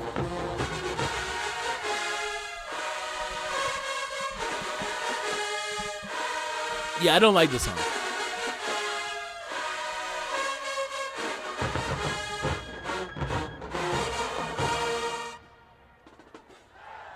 This is not bring backable. Nah, I'm not letting you get away with this. No cap. This ain't bring backable. Part of it's because Mumford. I hate. Yeah, this should be way lower. This should be way lower.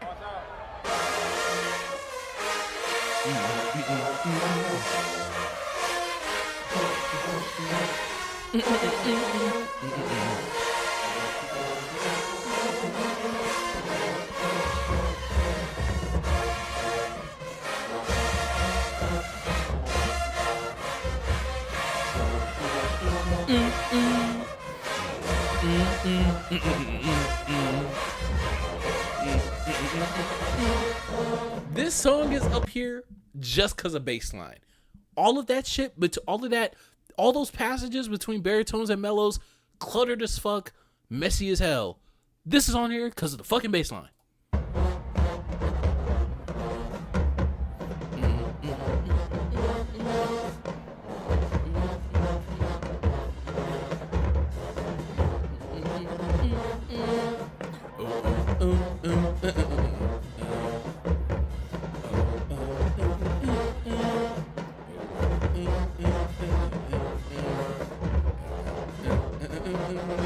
And this breakdown. I forgot about this breakdown.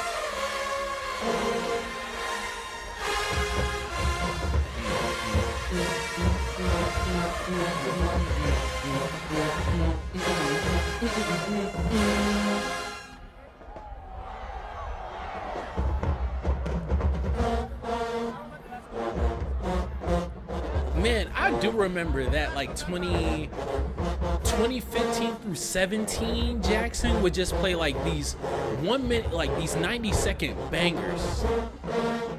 They would just play 90 seconds of a fucking banger. Niggas are hugging mid-song? What is going on?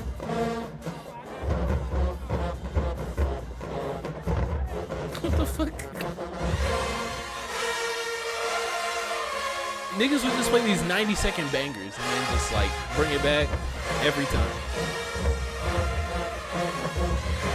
Isn't this 18? Extend it to 18. 15 through 18. 15 through 18. Yeah, it gotta be 18. 19? Oh shit. I know this is 19. This is 19. I know this is 19.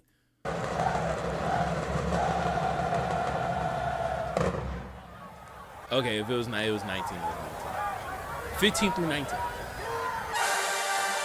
Kill shot. This is 18. God damn it. Yeah, oh yeah, this is kill shot. This is kill shot. That's the 18.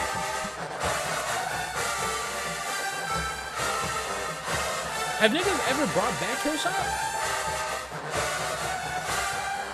Niggas haven't brought back kill shot, right?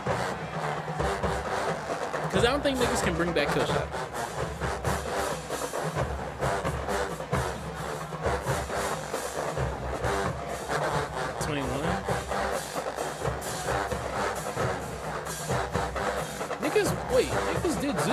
Niggas did do Zulu. Niggas did do Zulu. I forgot niggas did Zulu. And then everyone said they was ducking because they didn't do Rockets. And it's like they never did Rockets.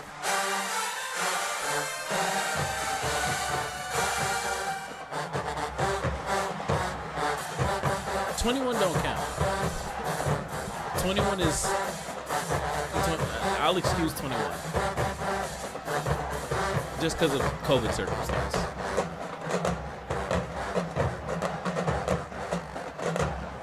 This always gave me hand vibes. Yeah.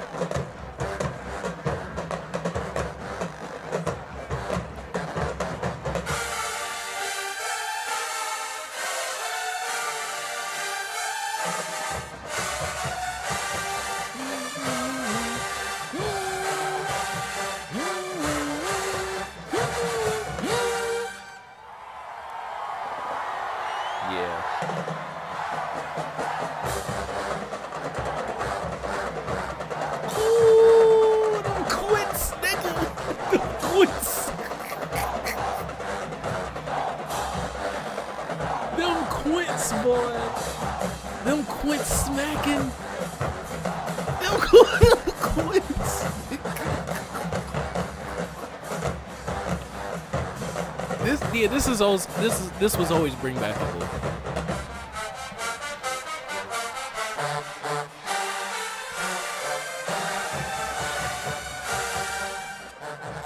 Made it to my destination. Thanks for keeping me updated, guys. Been here for life. For sure, Charlie. Be easy, man.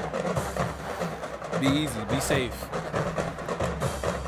Them boys is not playing. Them Quints not playing. Them B-tones are not fucking around.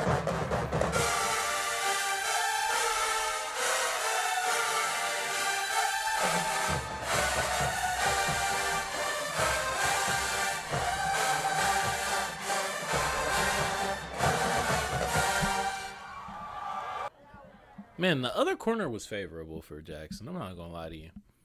That old corner was something for Jackson. I'm not gonna lie.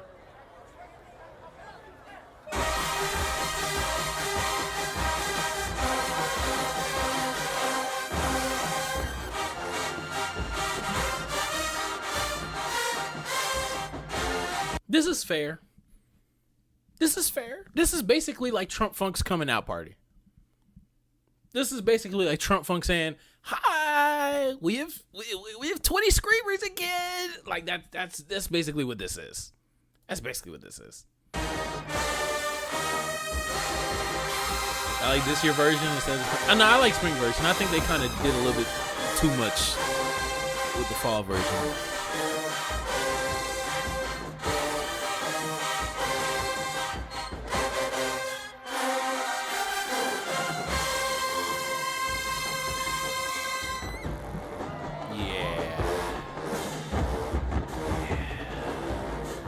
I think they was just doing a little bit too much with the fall version.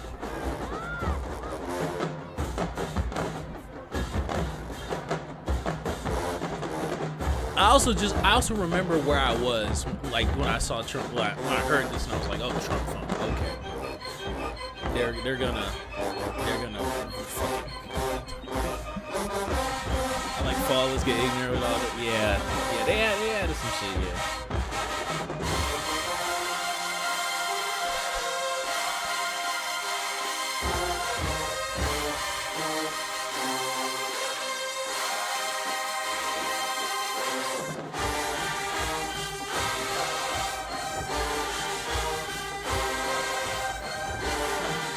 Jose, you talking about Tom Ford?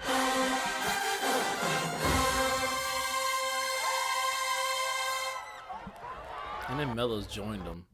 That and the crazy thing is, I heard that after a year where like I thought I had heard the most complete band that I had heard since like 21 Dega, and then they got better. The trumpets got better, and I'm like, and then when they oh no, you was talking about Seen It All. Oh okay,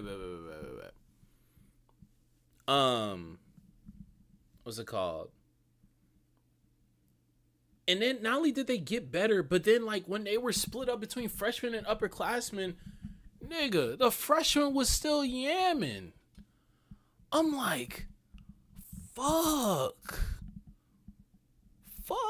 And then they had like 700 kids there, and I'm like, shit, they're gonna recruit everybody. No, they're gonna have an A and a B band. No, I thought it was over. I thought it was genuine. I was already out of band by this time. By the time they did, not Power Day, Day with the Boom at Jackson, I was already out the band. Bro, I was sending them clips in there. I'm like, nigga, I don't know about the no get back. I'm not gonna lie to you. I don't know how niggas gonna get their get back. I'm like, what? Nigga, fuck. Is this Man of Steel? This better not be Man of Steel. I mean, not Man of Steel. I forgot what they played. I think we played Man of Steel. Or did they play Man of Steel? I forgot. Yeah, I think the only song that...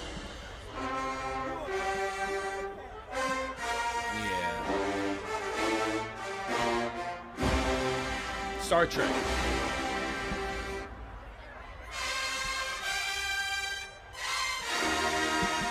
Back to the Future. Back to the Future. Yeah, it is Back to the Future. I remember seeing the Killer Kev or A1 clip.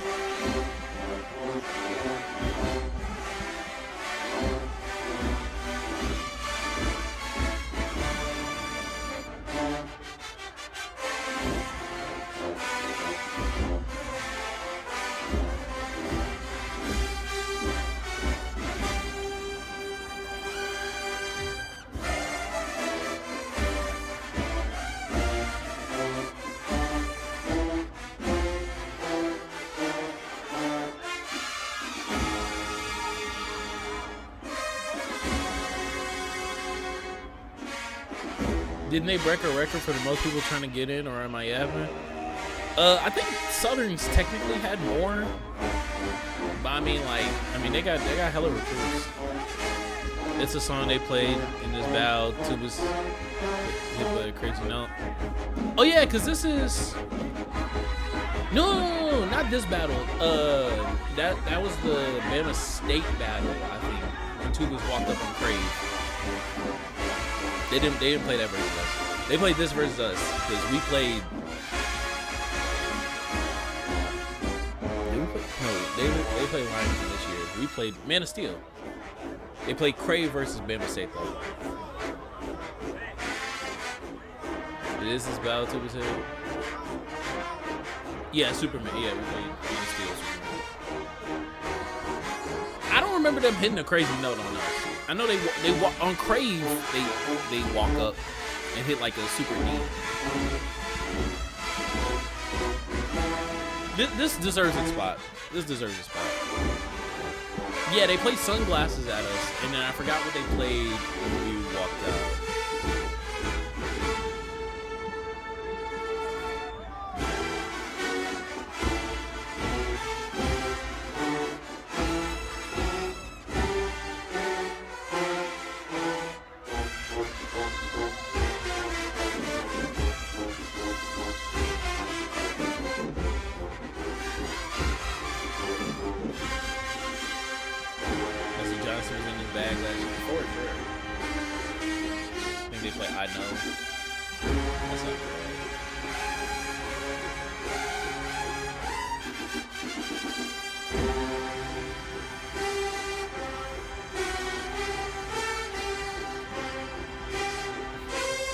Trey, I'm telling you.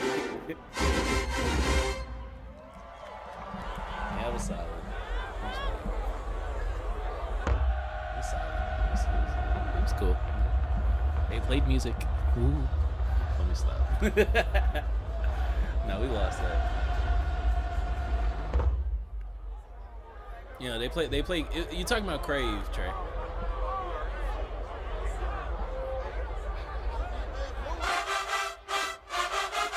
Oh, this is Unholy. Sam Smith.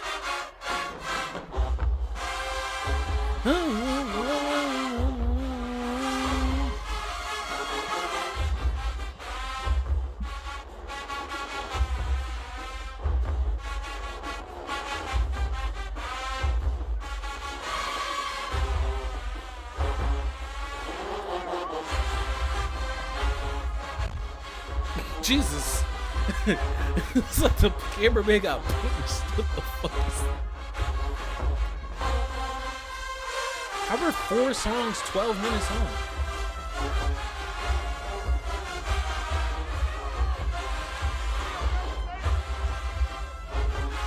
That's what I'm saying, bro. Bro got fucking smacked on it.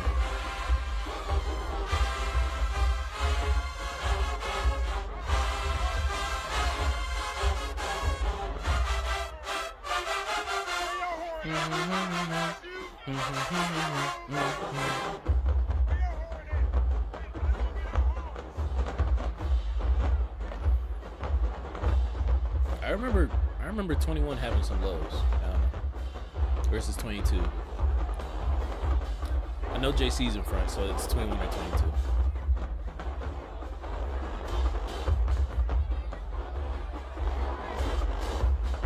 They got pedals.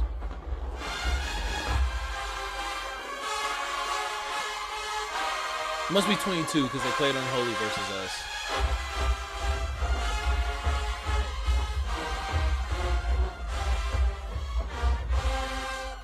Touch my percussionist heart. Nah, niggas be plucking over there. Oh, that's why it's fucking 12 minutes to the end because they repeated. We got it. We get it. We get it.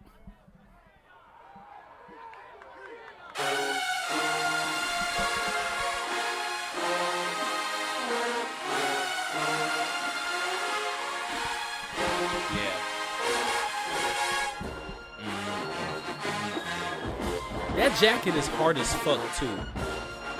That jacket, oh my god. That jacket is crazy. The marching hornet in me hates Jackson, but the bandhead loves me, he loves him. The bandhead in me loves him. Yeah. Same. The fucking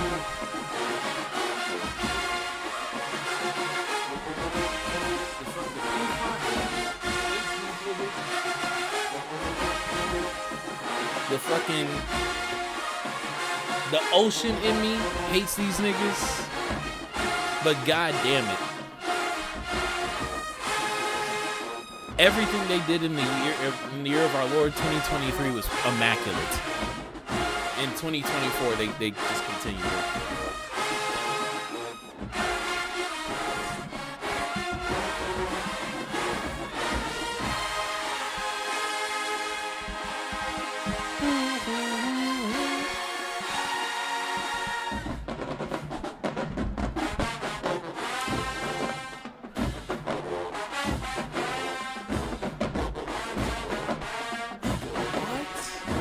That is a seamless transition. What a fucking fill. Truly set leg, especially with them cymbals.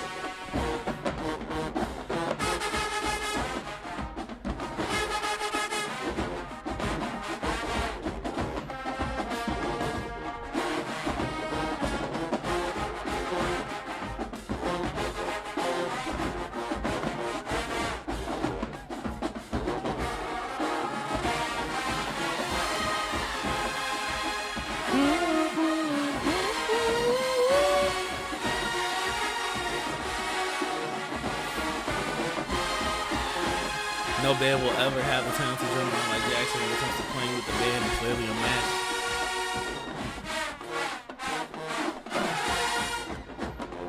Nigga. Oh my god.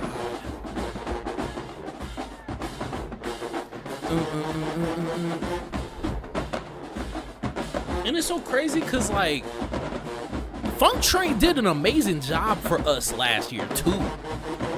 Matching the vibe on, like, so many different songs.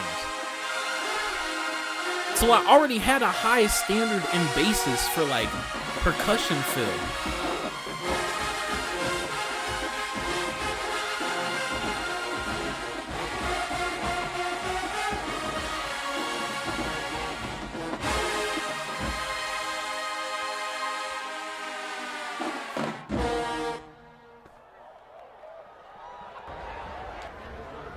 Oh, yeah. I don't know how this isn't number one. I'm not gonna lie. Nah, Funk Factory. Okay, buddy. Okay, buddy. Okay, but I'm gonna let my funk bro. I'm gonna let my funk brothers handle that. Oh,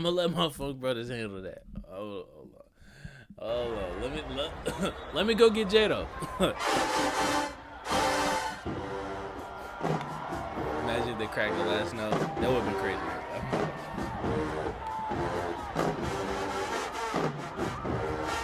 This song, above anything else, is an unreturnable. If I had to describe or like pick a song that like I thought was like the big, like you cannot play something to this and win around, it's this. When it comes to chopping and cadence, they hot at. I don't know shit. I don't know what you saying. I don't know what the fuck you saying. They good.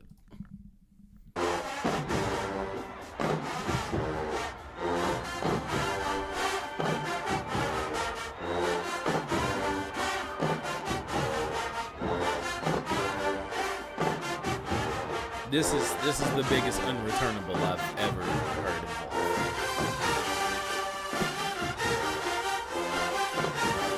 This closed the door for this ended the year. This ended the fucking year.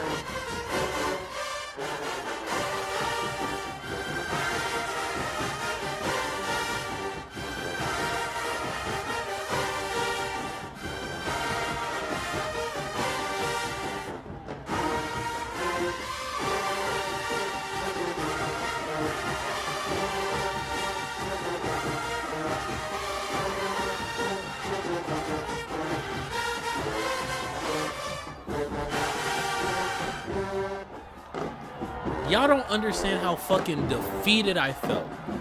After we lost to them, they replayed 2 songs. They went handle Southern. And then they played this.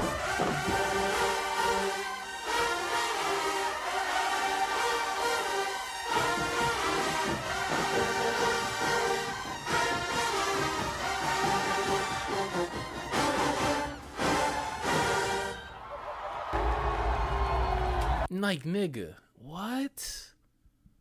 Pressure. I didn't like this version. I felt like it had too much. Plus, I always had a soft spot for Miles' version. I respect the soft spot. Miles plays it well as well. That fucking... That shit...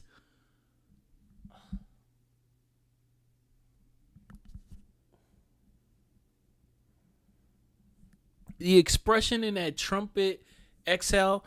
What?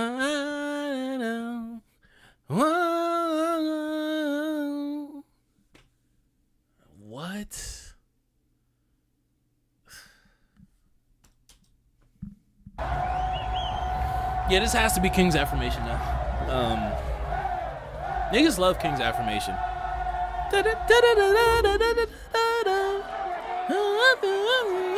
Niggas love King's Affirmation. I don't think it's better than the last 2 that we heard.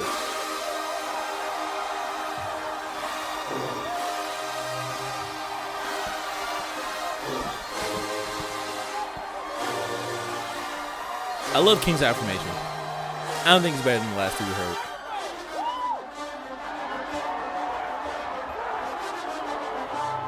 It's definitely better. Sorry.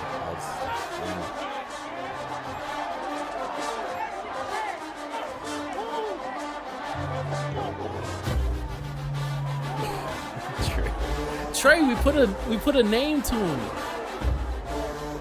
We put a name to him. That's Mr. Well, it's somewhere. Hold on. Mr. Young. It's Mr. William. I know you will call him bald head boy. I know. I just wanted the record to be straight.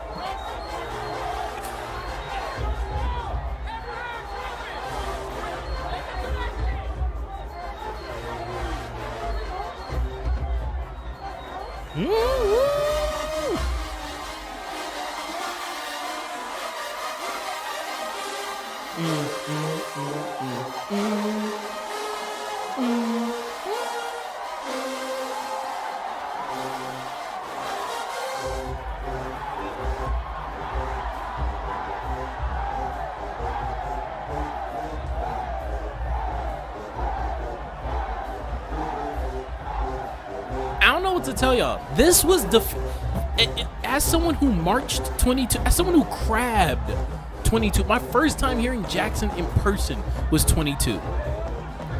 This was defeatable. This was defeatable.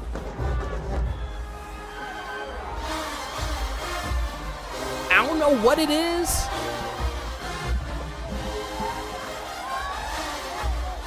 I don't know what it is. This was defeatable. As someone who was in band facing this, I looked at this as defeatable.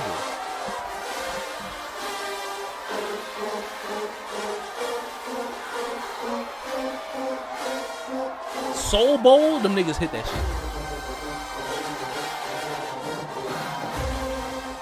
Soul Bowl, them B-tones hit that shit. I'm not gonna lie. Soul Bowl, when they hit that shit, I sent in the group chat. I'm like, okay, they hitting super D's.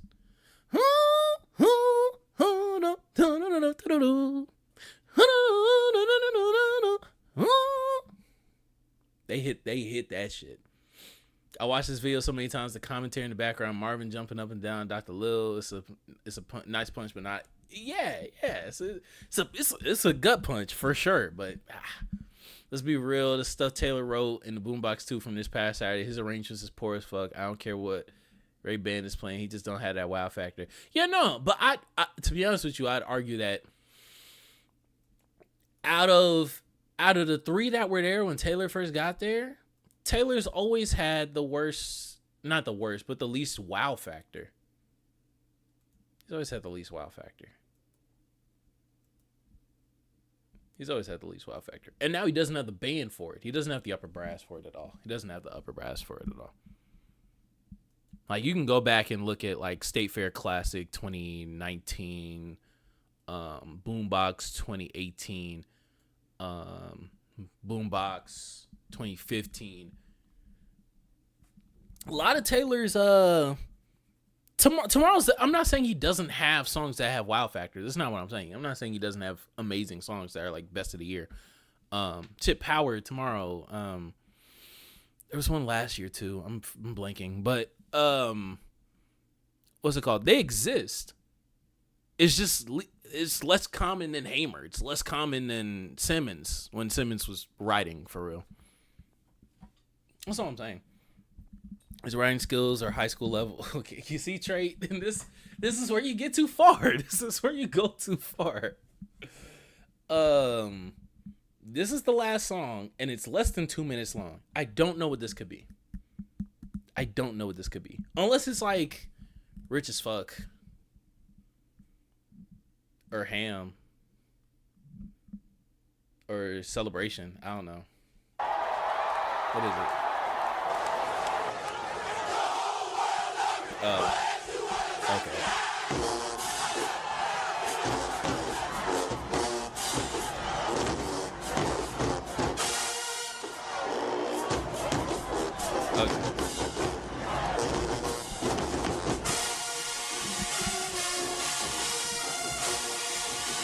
I just disagree. I disagree a lot. I completely disagree.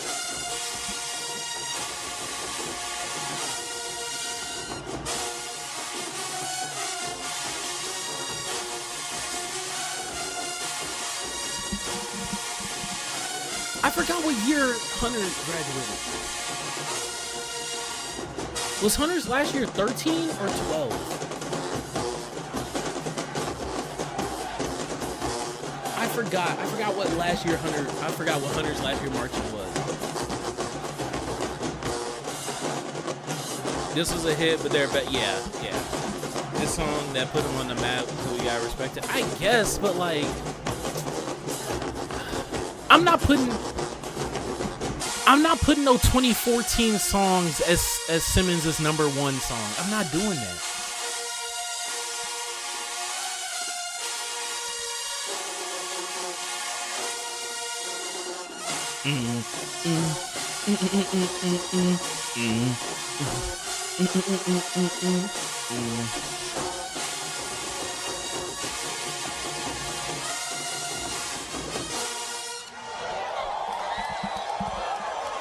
Okay. I guess. Well, first and foremost. Shout out to this dude. Shout out to Musical Healing. He also know what he's doing. He tagging all the right ones. Now, none of the tags work because I'm assuming he did it on his phone. Or they did it on their phone. But shout out. This is not it. It might be. Yeah. Do I agree with everything? No. This is an amazing concept. This is an absolutely amazing concept. I won't be stealing it. Sadly, I won't be stealing it. He caught all the people. He's already gotten all the people that I give a fuck about to go through and do this with. I mean, I would do this for Hunter, but Hunter is like 3 years of SWAC shit. So, I mean, 4 years of SWAC shit. So. I would do this with Pollard, but like, I'd have to ask Pollard like what he wrote at Alcorn. Because I don't think he directed all of it. Not even Tomorrow. No Ordinary Love wasn't on here. Yeah, No Ordinary Love is a myth. To be fair, I don't know why. I mean, it was their first one. So I don't know why they did 17 instead of like 20 like they did for the rest. Like, I don't know why they did 11 with Pruitt. Yeah. Sunglasses. He did do Sunglasses, huh? You know, Sunglasses is like my #1 song of last year. Either #1 or... No, not #1. It's like #3. Nope, it's not it's #5 because he is 2 in the tough.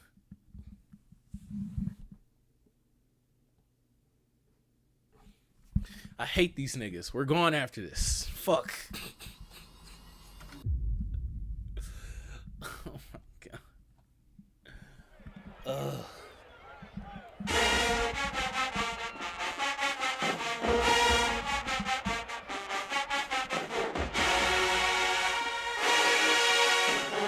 For yet another video, we're saying goodbye on a Jackson song. Don't say I don't love y'all. Don't say I don't do y'all no favors. You're welcome. I hate these niggas.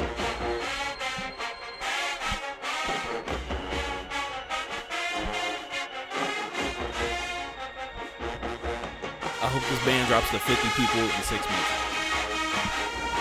I hope they all graduate. I hope they forget their scales. Yeah.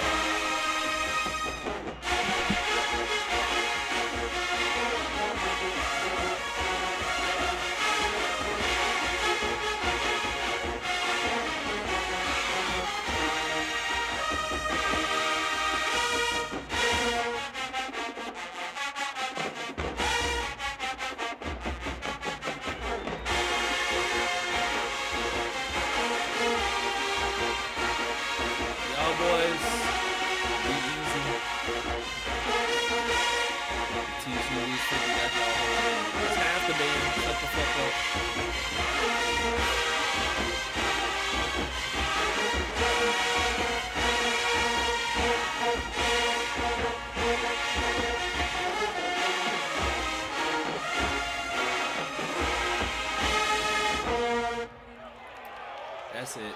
No more. No more. Let me show you. They cannot terrorize me anymore. Y'all have a good evening. Well, evening. It's 11 p.m. for me. Y'all be easy. We'll be back next week at some point in time with some more bullshit. On your least favorite band channel. Y'all have a good day. Peace.